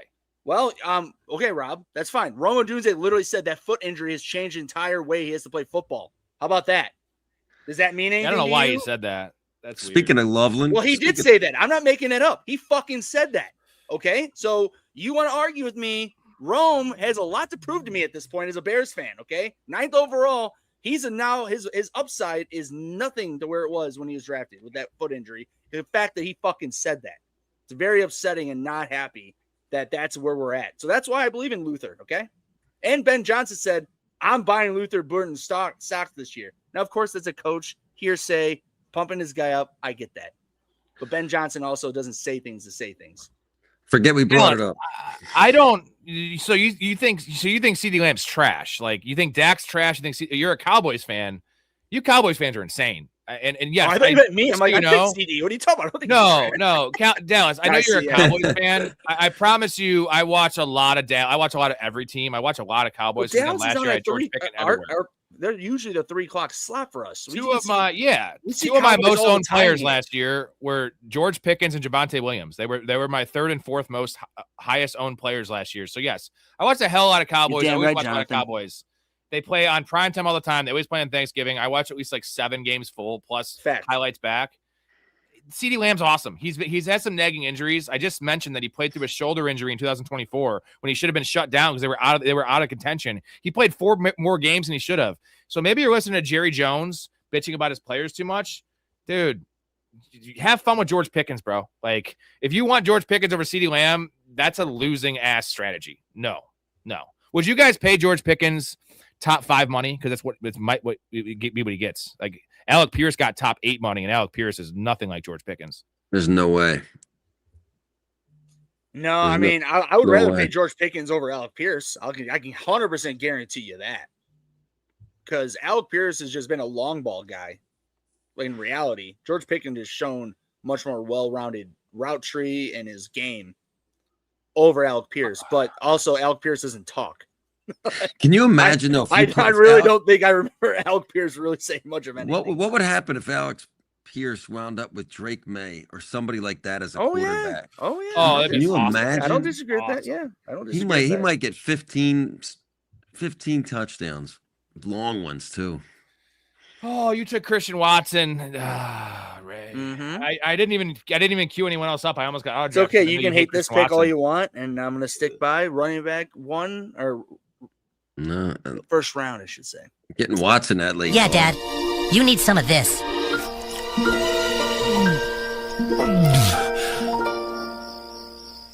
This is cum. Yep, I will drink his "See you next Tuesday" all day long. I love the Watson pick. I know you do. So I picked him because you were going to pick next, and you were going to take it. And I haven't picked him at all in all these best balls. So might as well. I want to ask you this. This is a good call from Sean, and I want to ask you this as well, Keith. So obviously, we all do prefer Luther Burden over Rome in a vacuum because they're going, apart. Let's see where. Did you say a vacuum? Rome. So I got Rome. Let's see. 39 for Burden, 62 for Roma Dunze, dude. So let's just call it 40 and 60, 20 picks different, which isn't quite what their ADP is, but it's close. Who do you like at value, Ray? Would you take Roma Dunze at pick 60 or Luther Burden at pick 40? I mean, that's the real conversation, right? If you really want, here's what I'm going to say. It's not the good answer, but this is the reality. because Rob, this is my first time doing best ball. I've never drafted ever outside of August for any fucking draft I've ever done. Right. So in August, we know injuries, we know depth charts, we know these things. I don't know shit right now. I'm just going off of what I just said. Rome Odunze literally said my career is now changed the way I play because of this foot injury. That goes a long way, everybody. I'm sorry. The guy's young and he already has a fucking injury that has to change the way he has to play in the NFL. That's a big thing to me. So, yes, I will take Luther Burden because, yes, I will. Dr. Ray. Keith, what do you got at ADP? I know I understand the foot thing is concerning. The quote is concerning. I think for me, the fact that he came back last year and he was pretty much awful when he came back from that foot injury. He only did it because they were in contention, but he did at least play through it, which may have hurt it more. I'm not going to go into that. We're not doctors besides Ray here. Would you take pick 40 for Luther Burden, or is Rome Odunze at 60 at value? Who do you prefer? Ray makes a good point. I'm still going Rome though. And I actually think Rome is the better pick, even up in a half-point PPR. So that's just my opinion. I hope now so. There is the chance the foot injury is awful because Rome Odunze, I talked about Rome Odunze on a previous segment. I went through the numbers. If you extrapolate before he got hurt, it was 75 catches, it was 1,100 yards, and it was 12 touchdowns. That was a 7-game sample. The nice thing about that was actually before Caleb even started playing well. That was when Caleb was kind of like average and just more erratic than he was at the end of the year. So, it was also before Colson Loveland took a step up. So now there's more, but now DJ Moore is gone. So there's a lot of moving parts here, but he was the number one. I mean, and Luther wasn't even playing. Luther's a better talent. I mean, I can't even say that though, because Rome Odunze literally 1 year previous was the 9th overall pick. So like Rome Odunze is the better talent, because there's a reason Luther went in the 2nd round. But when the fucking player himself says I am hampered, might have to change things. Are you going to look into it? I'm sorry. I'm sorry. Are you going to just not believe what the fucking guy says? Is that really where we're at? Yeah, I just don't know why. Rob, that's where it sounds like you're at. You don't want to believe Rome. You just want to believe what you fucking think. I want to listen to the guy himself, where his injury. You want to talk to Samson? I do. I really want to talk to Samson. No, trust me. I want Rome Odunze to be the next fucking Jamar Chase, because that's where he was picked, top 10. He, at this point, is not going in that realm of trajectory. I want it to be there. I want the Bears to have what Antonio Brown. Did you just say trajectory? I love that word. We just came up with a new Rayism. Trajectory. It's trajectory and projection. Fucking love it. I'm in, bro. Dude, I'm fucking... That's what happens when you watch Trailer Park. I can't even say it. Trailer Park Boys so much. Exactly. Your vocabulary just goes right out the door.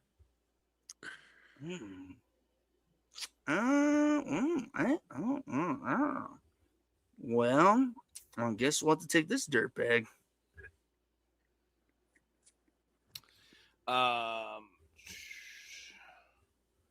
Because you're drafting 2 wide receivers, a tight end, and a running back in the first 5 rounds. So they're projecting the Bears to be the best offense in the NFL. Yeah, because where the Bears are going very high. I think it's Sean's point. And that's fair. They are probably overvalued, right? Some of them. Someone will be. I think I break it down like Loveland, Rome, and Burden. One guy will meet their ADP. One guy will exceed their ADP, and one guy will bust. So we got to figure out. The problem is Luther Burden's going the highest of all of them. No, Loveland's going over to Luther. That's not true. No, Luther. If it's not, it's like within ADP 5 44. picks. Yeah, 2 picks. 44 to 46. Sorry, 2 picks is so it matters. Just saying. I'm also saying it means who wants the person over the other, and anything, not just Bears fans. Any of you guys who aren't Bears fans. Yeah, I think I understand the injury thing with Rome. I'm going to be taking more Rome in redraft this year because the cost. I can't. It's such a weird situation with a lot of mouths to feed. DeAndre Swift there as well. I'm not taking a fucking Luther Burden in the 4th round. I'm not. I'm going to take Terry McLaurin. I'm going to take. I'm just glad you didn't really watch him play football because you watch all football. I watch the Bears. Well, hey, I'm just saying. Luther Burden has a small sample size. We're not getting in this conversation. We had a whole 20-minute conversation about it. But Jalen Waddle's the number one. We know Jalen Waddle's the number one on the Broncos, right? We know it. I don't like Bo Nix as much as most, but we have him. Terry McLaurin is the only show in town, not just the number one. Mike Evans is a Hall of Famer playing with Brock Purdy. Devontae Adams caught 13 touchdowns in 15 games last year. Just guys going again. after I'm sorry. Luther. I'm sorry. You just straight up say, "Oh, Mike Evans, Hall of Fame, like he's guaranteed." He had complete chemistry with Brock or with Mayfield. Like, I understand Kyle Shanahan and Purdy is nice, and he's older. I mean, I don't know. Just I think that's close. Evans versus Luther Burden's close for me. Oh no, that's a very arguable conversation. I'm sorry. I probably want Evans in half PPR, and I probably want Luther in full PPR because I don't know like what. Sorry, I didn't catch you when you said that you're comparing those two. My bad. But yeah, no, that makes because they go around the same range, right? No, and that totally I won't disagree with that. That makes sense. These running backs are getting awfully gross here. We need one though. We need one, and you see this guy here.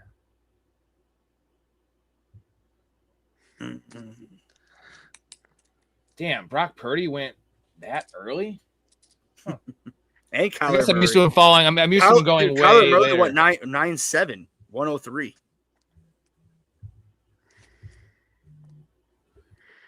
Ricky P, nice pick, dude.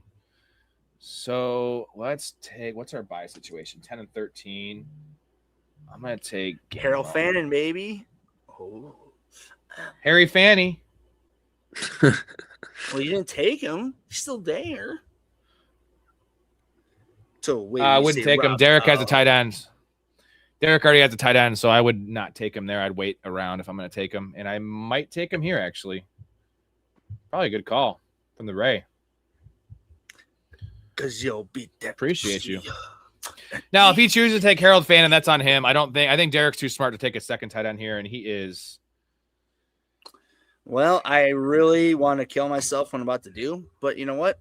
It's just for the fact that to help the team. Just a little casual tip for whoever's in here, especially if you're newer to best ball. This is more of a redraft thing. When you're close to the end and you're at pick 11, pick 10, always pay attention to what the teams have to your right, for instance, because if it's a tight end, a onesie, especially in a redraft league, in this situation, I knew he already had Tyler Warren. Now, in best ball, it's different. He could have taken a second tight end. But I just figured Derek was not going to take Harold Fannin when he has Tyler Warren. So I could have taken him there. I took Kenneth Gainwell. If I take Fannin at the Gainwell spot, there's a chance Gainwell's not there. I was 95% sure I'd get Harold Fannin coming back. Something always to pay attention to in redraft is, and the thing is, sometimes it will screw you because someone will do something stupid, like take a second quarterback for their flex. But we want to do law of averages here, what's most likely to happen, and get the most value we can. Fact. Facts are facts, my friend. And thanks for having me on tonight, Rob. Appreciate it, man. Man. Thanks for supporting me. Thanks for being part of the community and coming on as well, man. It's this is your first time. You've been on shows before, right? I'm sure, because you're a pro. Nope, first one. Well, you have a studio behind you. You have even more professional setup than I do. Yeah. I work from home, so I mean, but yeah, it's the first time. Well, thanks for being gentle here. You were gentle. You're good on yourself, bro. Oh, thank you. Me and Ray keep it pretty light, Yeah, he just lets it unleash on me, which is fine because I deserve it. He's just like a dog that's been beaten. He's just like, yeah, whatever. We love this shit. It happens. Crazy thing is Antonio Brown changed after one big hit. That was the hit from what the hell is his name?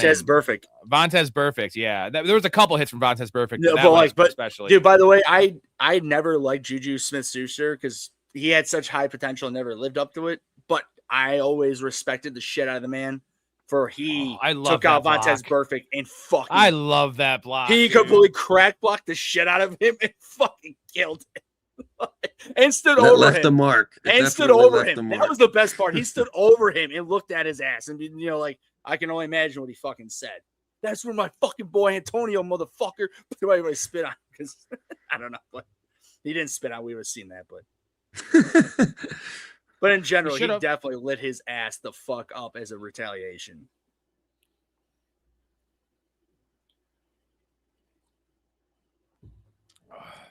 Damn it. Rob, you're going to ray me. All right. After these two picks, I have to take a piss pretty bad. Well, you're not picking for – I mean, I can wait If you want to go piss, no, it's all good. I'm good. All right, I'll just take 10 hours for my pick and. No, I'm make good. You wait, make you wait longer. In one of these, y'all doing another one. Maybe if we get 10 likes before the next one's up. If we need 10 likes, 5 subs, 10 super chat dollars, or someone signing up for the community, joining the Patreon and joining the community, we will do another one. This is our 3rd draft. Any of those things, I actually prefer, super chats are awesome and all. I actually prefer the likes, the subs, and of course the Patreon. Like that is, I'm trying to grow the channel, and a couple bucks is also always appreciated, but the growth is what we're looking for here personally. I'm about to get raided so hard. Are you now?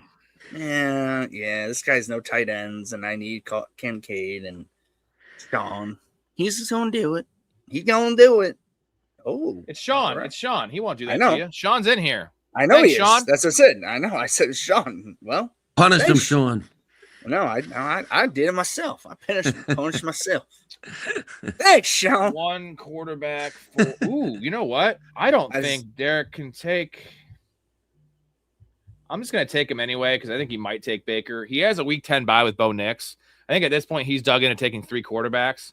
So I'm going to take Baker. He'll take Shuck here for sure. That's fine. Or maybe he takes Malik Willis. I can see him doing that. Nope, Diggs. Need a running back. I was going to take Diggs if he was there. A running back for sure. Damn it, Derek. It's all right. It's all right. Oh, you son of a bitch. I have to take, I'll take Keaton Mitchell, actually. That makes sense. Not a guy I take a lot. I don't know. I don't get the appeal of Keaton Mitchell being, in the 12th round, 11th round. Are you a fan of him, Keith? Yeah.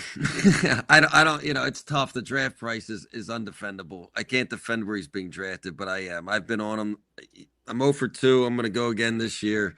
I'd rather have him in a league where I can bid against someone rather than have to pay that draft price. But yeah, and I'd rather have him best ball. Like redraft, I don't think there's any point because you never know when to start him unless it becomes a change situation. But in best ball, he's a guy that's going to have 4 or 5 60-yard touchdowns this year. It's what we expect, but we have no idea what the snap. This is why I'm off of Marion Hampton because I think Kamani Vidal. I think I know Kamani Vidal is going to be on the field. Like not a lot, but he's going to be the 3rd down back. They love Kamani Vidal. If you're telling me Kamani Vidal is playing 10 to 15% of the snaps, you're also telling me Keaton Mitchell's a change of pace back who hits home runs, which McDaniels loves. Like, what does that mean for a Marion Hampton? Yes, a Marion Hampton's going to be the goal line back. That's awesome. He's going to play, 62% of the snaps? Wow. Like, what is Hampton's snap share? Rob, the hate on him is so unfucking believable from you. Jim Harbaugh picked him. No. Jim Harbaugh picked him in the 1st round, Rob. Sorry. Okay. You are going to be wrong this year, okay? Sorry. What is a Marion Hampton snap share this year, Ray? I don't. Well, I mean, we got to think about workload, brother. Like, yeah, so I'm just telling you, Kamani Vidal is going to be on the field. Those 2 other guys dude. that are not You're not nearly on the fucking level of him. What are you talking about? Keaton Mitchell and Vidal to Hampton? Really? Are you on crack? Dude, are you on drugs right now? You are on drugs, Rob. You must be on drugs. The community is lost their mind, dude. Like, Marion Hampton's a good player. He's not Jeremiah Love. What is your? Please explain to me your understanding. I'm not even trying to be mad about this. You just don't. Want me to give you the standing? I'm going to go up to the board right here. Look where he goes. No. Answer this question. Okay. What is your problem with NFL teams in the last 2 to 3 years picking running backs in the 1st round? Where that it means they believe and want to use these running backs, and you sit here and do not believe it. I just don't understand your logic. He's going to be the starter. Every running back that has been picked in the top 10 in the 1st round, especially. He was not a top 10 pick. No, I know that. I did not. I just said especially 1st round. They use them. Pick here. That's all. I just want you. Oh, he'll be used. He should not be picked at top 15. That's insane, dude. But they're going to use him to be a top 15. That's what teams do. Running backs have 4-year lifestyles. Like, don't you understand this? You know this. I'm just telling you things you know. Yes, that's why. Well, I'm going to break it down for you in a second. You're just saying because he is drafted high. That's a counselor. That's not it. Everyone's going to be taking a Marion Hampton way high this year, and he's going to bust. That's just the bottom line. That's fine. That's fine. And I can't guarantee this. If this offense is top 5, then he won't bust. If the Chargers have a top 5 offense, he'll meet his ADP. But if we're going to expect that, dude, like that's probably a losing battle. One more pick here, and then we'll get into this Hampton discussion that I'm really looking forward to having here with Big Ray and Keith. I want Keith to weigh in as well. I don't know Keith's take here. We're going to take Tyjae Spears again. I don't like doing this, but I need somebody. Yeah, I got Raid. I was too upset. Okay, so I'm going to just give you the names of going around him, right? And let's even call this full PPR. Rob, Hampton is Rob, better. Again, Rob, hey, how many times have I beaten you lately because of the way I draft? And then literally this is what I'm doing again. So you want to argue what you have lost? Can I at least give you a take, Yes, Ray, and do. stop yelling at me? Can we have a fucking civil conversation, brother? So Saquon Barkley, would you take a Marion Hampton over Saquon Barkley, Ray? Maybe. Yeah. I think I might have Keith. one league. Not 100%, but like depending, yeah. That's a coin flip there. Saquon Barkley is going to be playing 80% of the snaps, 75% of the snaps. We just know it. That's what they do. And the Eagles' offense is not as good as the Chargers' offense, most likely. I agree with you there. Saquon Barkley is also a way better player than Marion Hampton. Like, Marion Hampton's upside is what Saquon Barkley is now. Like, we can't be saying Marion Hampton's better than Saquon But also Barkley. Saquon's over 30, right? He Running backs is die at 29. over 30. Is he? Okay. Kenneth Walker, Tiny Dancer. I'm looking at opportunity. Ray, you're an opportunity guy. Who is Kenneth Walker competing against? It's a rookie in Emmett Johnson, who was a 5th-round pick, and it's Amari DiMarcado. Kenneth Walker got paid a lot of money, also a former 1st-round pick. Kenneth Walker's going to get all he can handle. Workload definitely goes on Kenneth Walker's side. Yeah, offense is probably better with the Chargers, but the Chiefs are the Chiefs. Devin Achane, terrible offense, but he has been a top 5 PPR back as long as he's been the starter. And we're talking PPR here, so give me Devin Achane. Chase Brown catches 70 passes a year. He's tied to the Joe Burrow in the a top 5 off for sure, top 5 offense. And then Derrick Henry again in PPR, not loving this, but Derrick Henry scores 13 touchdowns every year. It's going to happen again. It's just Derrick Henry. So I just gave you cases for all those guys. And Hampton, my worry is he plays 62% of the snaps this year. That's not. I need more value. Why than do you that. seriously think this though? I just don't understand. You're just going based off last year with 2 shitbag running backs, dude. They are terrible. Those 2 backup running backs are terrible. Ray, can you stop yelling at me? I'm going to tell you why. Because people are drafting Keaton Mitchell. Now, me and Keith both agree we don't love where he's going, but Keaton Mitchell is a McDaniel dude, speed guy. He's gonna have a role in this offense. Kamani Vidal is a better pass protector and better at pass protector and trusted by the team, by the coaching staff. He's gonna be playing 3rd downs, maybe 50% of the 3rd downs. So what is his lead for Hampton, dude? You literally are talking shit out of your ass. Jim Harbaugh is the fucking CEO of this team. He marked it. I mean, why? What am I saying that's wrong? I'm not disagreeing with what you said, Rob. All right, we can't have this conversation. I want Keith to weigh in here. Do you like a Marion Hampton at running back 7? Do you like that end of the 1st round, early 2nd round? Do you like that? Yeah, I think that's fair. Yep, him and Barkley should be in the same area. Yep. You want him over Kenneth Walker? You want him over Achane and PPR? You want him over Derrick Henry, Chase Brown? You want him over those guys? Not Chase Brown, but the other guys, yes. That is fair. I'm going to see my tight end situation. Let me take this dude. Yeah, I don't know. I just can't. I don't know that Hampton's a good player. I don't know he's a great player. I think he's a good player. I'm not sold on the role, and I'm not. Everyone's anointing the Chargers as a top 5 offense. As an NFL coach, because he's the one who picked that. Do you believe in Jim? I guess that's the easiest way to share. Yeah, I do. Do you believe in what Jim Harbaugh does and his evaluating of players or not? Because if you don't, well, then why do you hate him so much? He picked him. He's the CEO of that team. This is where my argument comes. I just don't get it. They spend some money on them running backs. McDaniel loves the committee. Yes, Mitchell got that's a lot the of problem, money, dude. man. But again, I don't know. I won't argue. You guys 100% could be right. But on my end, that was a dumbass fucking pick on their end and a terrible waste of a pick if they pick a guy in the 1st round and don't utilize him. Dude, they're going to utilize him. He's going to be on the field like 62 to 65% of the snaps. It should be 75 plus. Oh, it should be. It won't be, though. That's what I just said.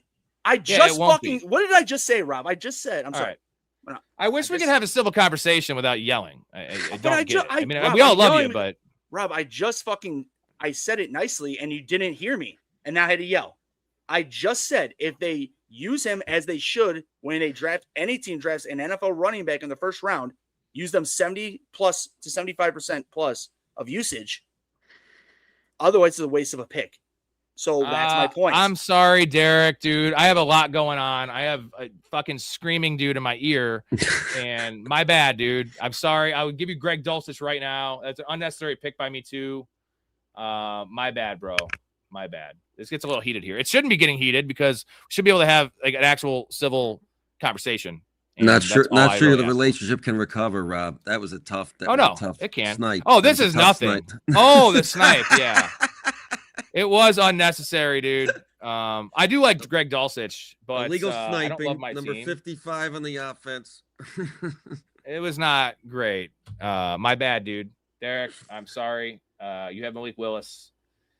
I just have no idea you have Malik Willis. So, had I seen that, I wouldn't have done it. I would not have done that to you. You can have Gunnar Helm. And on top of it, my team is just not great right now. Maybe it is. I took Deshaun Stribling. It was after ADP. I just have like a fucking random ass group of dudes. This team doesn't make a lot of sense. I got some nice stacks here. Well, I have Carnell Tate on this team. Stack on stacks. Team's pretty nice. Just some of the picks aren't guys. It doesn't seem like it makes a lot of sense. The back end's different than the front end. If you pick a back, I have Keaton Mitchell, who's going to get 30% of the snaps, so that's pretty cool. Well, that means Vidal's got to get 0 then. I think Vidal. They love Vidal, man. I think Vidal's going to be involved. No, they love Hampton. That's why they drafted him in the first round. Yeah, teams never make mistakes in the first round. Of course not. No, that's why the Bears drafted Cedric Benson when they had Thomas Jones back in the day. When they could have drafted Aaron Jones. Remember that? Remember Barry, Rob? Remember Barry when we could have drafted Aaron Jones? Aaron Rodgers. Or anybody but Cedric Benson. Cedric Benson was a bum, dude. Well, no, more importantly, Aaron Rodgers when we needed a we had Rex Grossman. Rashawn Salam. Dude, yes, my God. FF, you know what? I'm kind of on that thing. I'm just the price, and he's a hipster. That's pick. fair. And last year, Brian Thomas was the hipster pick, and that was the easiest fade ever. I see. Now he's a running back. He's going to get work. It's not going to be a Brian Thomas situation by any means. But if you told someone last year that Brian Thomas was not even going to be a wide receiver 3, people would tell you you're smoking crack. And it wasn't really. He played hurt. He missed a couple games. They would tell you you're lying. But that happened. You know what I mean? And all these other guys are much more proven, I guess, is just where I'm going to leave it. And I like to go with proven picks in the first 2 rounds. And that's why I've come and snuck up on your ass lately. Because I don't do that. Hence, I get hated on, which is perfectly fine. But this, we'll take... Who do we need here? Fuck. Herbert and Mayfield. We'll take the real gross. Everyone's gone here, so we're just gonna have to take. I'm gonna have to dip at the end of this draft, but it was a blast, you guys. Yeah, man. Thank you very much for having me. Of course, my friend. It's great having you on. Team Money. I'd rather have Etienne and Saquon over Hampton. Etienne, I'm very concerned with. Just his ADP is a lot nicer. Now it's going to almost the 4th round. I'm in. If Etienne falls to the early 4th round, I'm in. Yeah, middle of the 3rd, where he was going earlier. I don't know. It stinks to me. It's a stinky situation. He should play a lot, but again, this is not gospel, but no shit right now. If you're an ETN fan, go bet on ETN because his 4.5 over/under rushing touchdown line. That is insane. That is insane. That's surprising. And 4.5. His rushing total. His rushing total 799. It's 799 and 4.5. That is lower than Chuba Hubbard and Tony Pollard are the same, but with more touchdowns. And those guys go in the fucking 7th round. That's wild. He's going to catch a lot more passes than those guys. But also, Ray, I implore you right now, go smash Hamptons because Hampton and Judkins have the same exact rushing line. 907.5 touchdowns. I think Hampton has 1 more touchdown. I think Judkins is 6.5, 900 yards rushing. Hampton's 900 yards rushing too. So I'm just saying, if you're just convicted on Hampton, go make some money on this take. Makes sense to me.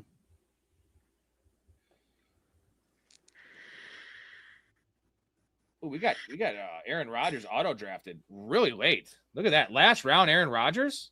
I'm in on this, and I had the stack. Look at me. Actually worked out, dude. 206 for Aaron Rodgers. 20 picks late. I had Herbert and Mayfield. Actually, that makes some sense. Don't celebrate it.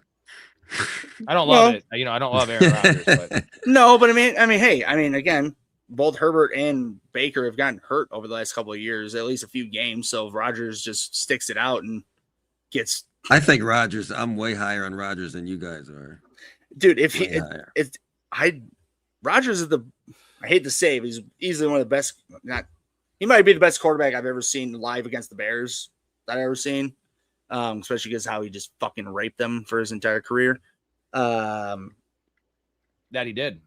But he's just old now. I mean, is he 42 now?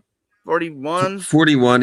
He gets it out quick. He should be able to avoid injuries. Get that. I'm taking a piss real quick.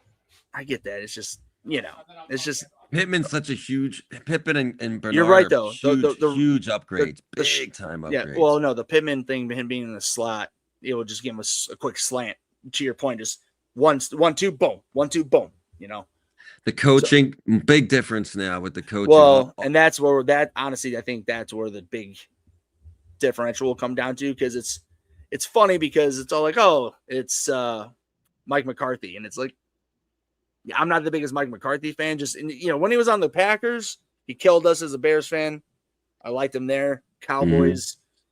Very lackluster to say the least, but the dude still knows offense, and bringing back him and Aaron together. Aaron, at this point, I think he's had some sort of, quote being like, oh, I didn't need to relearn this. Just need to learn the newer things to his offense. AKA probably knew 80% of Mike McCarthy's offense and just need to learn 15, 20%, 10% of whatever jargon and other plays that he added in.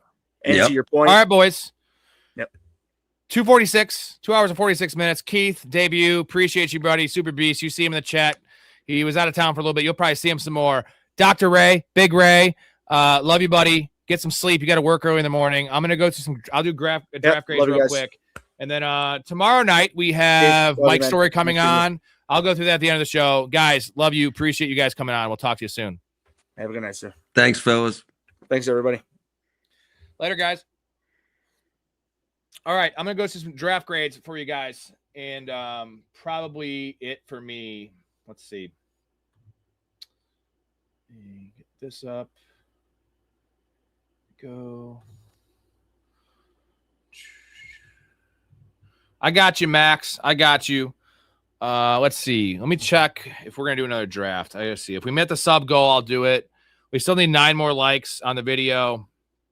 We still need 5 more subs on the video. So 5 subs, 9 likes. Anyone signs up for the community, gets on the Patreon and gets in the community, we'll do another draft, or 10 super chat dollars. Whatever you guys want to do. If not, we'll be on tomorrow night. But I'm going to do some draft grades here in the meantime. We're going to start off with Keith's team, Super Beast. Caleb, CJ Stroud at quarterback. James Cook, DeAndre Swift, Tony Pollard, Jonathan Brooks, Rashad White's your 5. Love that. Nico Olave, Pittman, Higgins, Naylor, Zach Branch, Pat Bryant, Kevin Coleman with Colson Loveland, Dallas Goedert, and Dalton Schultz. Pretty nice team here from Keith. I dig it, man. This running back room is dope as hell. I like the middle receivers. I don't love Pittman as a 3, but Pittman, Higgins, Naylor, Branch. You're gonna have some guys. Kevin Coleman. You don't need 4 receivers in this team because you're gonna flex a running back or a tight end. I'm gonna go solid B to B+ for Keith's team. Pretty good squad. Connor's team, we have Joe Burrow and Matt Stafford. Josh Jacobs, Bucky Irving, Chuba Hubbard is a 3. Love that value there. RJ Harvey and Zach Charbonnet, A+ running back room, dude. Like the quarterback room as well. Puka, AJ Brown, Xavier Worthy, Coker, McMillan, Mitchell, Calvin Ridley, Dontavian Wicks, and Bateman. Trey McBride and Kate Otten. Dude, this is one of my favorite teams I've ever seen you draft. This balance on this team, the build is an A+, 2.592. Love the quarterback, super safe with some upside there. Obviously, Joe Burrow will carry this. Matt Stafford, pick 115, amazing. Chuba Hubbard is your 3. RJ Harvey is your 4. And then Charbonnet is the perfect 5 for this team. Get him down the stretch run, hopefully. Digging this, dude. And I know Worthy seems gross, but you have Brown and Puka, two studs there. I love Worthy, Coker, McMillan, Mitchell, Ridley, Wicks. You only need 3 of these guys essentially most weeks. Trey McBride, Kate Otten. So this is a really good team, man. I'm going to say A-, Connor. A-. You're still in here. This is a hell of a fucking squad. We have Big Ray's squad, Josh Allen and Jordan Love, Hampton, Jadarian Price, Stevenson, Coleman, Tucker, Catron, Mike Washington. He must not have trusted those first 2 running backs because, I mean, that's what happens when you draft Price. People don't trust it. Way too much at running back here. Way too much at running back. Did I mix I might have missed Anarchy's team. Let me check that in a second, Max. CeeDee Lamb, Luther Burden, Christian Watson, Ricky Pearsall, Travis Hunter, Juwan Jennings, and Jeremy Bernard with Kraft and Dalton Kincaid. So I like the tight end room. I like the wide receiver room. It's a little light at the end. This is way too many running backs. Way too many running backs. Should have been a 5 running back team. Probably stop at Sean Tucker, or at least stop at Catron Allen. I'm going to go C- in the squad for Ray. Just the build is wonky. Where is... Oh, I missed... Is this Sean's team? Guessing this is Sean's team. All right, we'll get Sean a grade here. We have Drake May, Jackson Dart, Mendoza at quarterback. CMC, A-Chain, Jalen Warren, Tyron Tracy, and Dylan Sampson. Love that Dylan Sampson pick. Good running back room. I don't think you need a Mendoza on this team. We'll see. Zay Flowers, Malik Neighbors, DJ Moore, Godwin, Wilson, Debo, Keyshawn Booty, Isaiah Likely. And, oh, okay. I'll get you, Max. Likely Henry and Gunnar Helm. This Fernando Mendoza pick doesn't make sense. You didn't need him. You need another receiver. I would have taken another receiver there. I'm going to go C+ for this squad. I think that Drake May and Jackson Dart is more than enough. A lot of draft capital in those 2 guys as well. More than enough to get you by. And if you're worried about the injuries with Jackson Dart, then your team is probably fucked anyway, even though you have Drake May, so it doesn't matter. I think this is a C+ team that should have been better without Mendoza. Flux. All right, let's go to Max's team here. Kyler Murray and Tyler Shuck. Derrick Henry, Kyron Williams, Bayshell Tootin, J.K. Dobbins, Tyler Algier, Justice Hill, and Braylon Allen. That is 7. JSN, Terry McLaurin, Josh Downs, Tesla, Tucker, Judy, Coleman, Pitts, and Mark Andrews. So love the tight end room. That's just enough. Quarterback room is fine. A little light with what you probably could have gone with a 3rd guy. This is way too heavy at running back, man. I think that you should have stopped at J.K. Okay, you would have stopped Tyler Algier. I would have stopped at Algier. You could have made an argument with Henry, Kyron, Bayshell, and J.K. Dobbins in a tournament like this to stop at 4. I think Algier was fine. Stop at 5. Hill and Braylon Allen are not correlated. You don't need that because Justice Hill is not a handcuff for Henry. You have Isaac Tesla as your 4, and I like Isaac Tesla a lot. I think that might have been an auto draft by you, pick 127. This wide receiver room needs more juice. I like the tight end room. I'm still going to give this a B- because I do like the team, but this would have been in an A- range if you just knock off Justice Hill, Braylon Allen, and if you didn't get auto pick Isaac Tesla, or I don't know why you would take it at 127. If that was just, let's call that Matthew Golden, right? Let's see where you're at here. So if you just picked, Stephon Diggs, I don't know exactly, but you get what I'm saying. Like, that needs to be a thicker wide receiver room in terms of more capital thrown at it. Hill and Braylon Allen. Still a B-, but would have been close to an A team if you just didn't take those 2 running backs at the end. We're going to go to – we finished Sean's team. We're going to go to – we did Ray's team. Let's go to my team and then Derek's squad.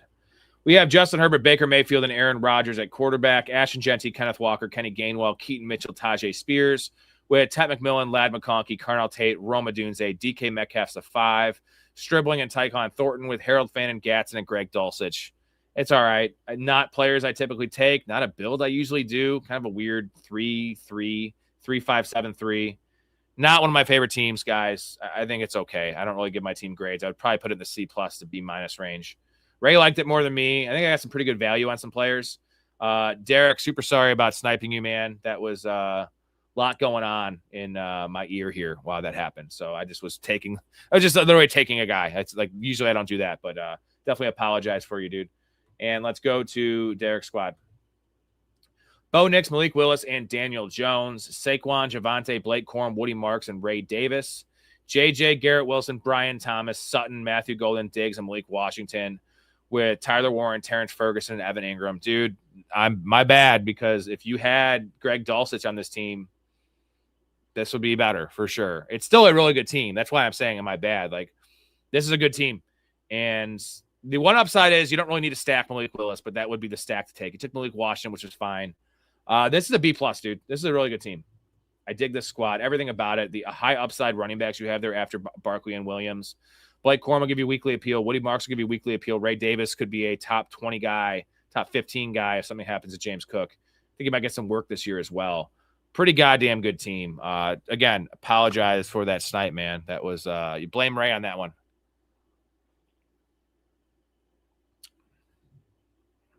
Yeah, the Andrews pick was fine. Tesla must have been in your queue. I'm guessing he was in your queue. But yeah, Max, the running backs are just too heavy. When you have that good of running back room, end at 5, especially in a tournament. Those assets could have been used for wide receivers and be used more wisely. But I like the team then. It was definitely your best team I've seen you have. Even with the bad build, I think the build was like a D, but I think the team was an A. So that's why I gave it like BB+. Pretty good team, though. All right. That is going to be it for me, guys. 3 hours, not a bad night. Still a little short for us, but 3 awesome drafts in. Appreciate all the supers. I want to shout out Keith and Big Ray for coming on. Awesome job by Keith. No, that was almost as bad as the Hawkinson snipe. I feel like, did I get him at value, Derek? Let me check this out, because he was after ADP, I think. All right, it was at least 2 picks after ADP. But yeah, that was, I wouldn't have done that to you because I would have been paying attention because it was right on my screen. I just was not paying attention clearly. And I didn't even really need it. I have Fannin and Gatson. So just a wonky pick by me. That was not ideal. But all right. That's going to do it. Appreciate everybody. Derek for the supers, everyone else. Tomorrow night, Mike Storey is coming on. We are doing, let me see what the schedule is. Storey is coming on Tuesday and Thursday this week for a pretty big week here on the show. So what is, let me see here. My bad. I am not good radio here.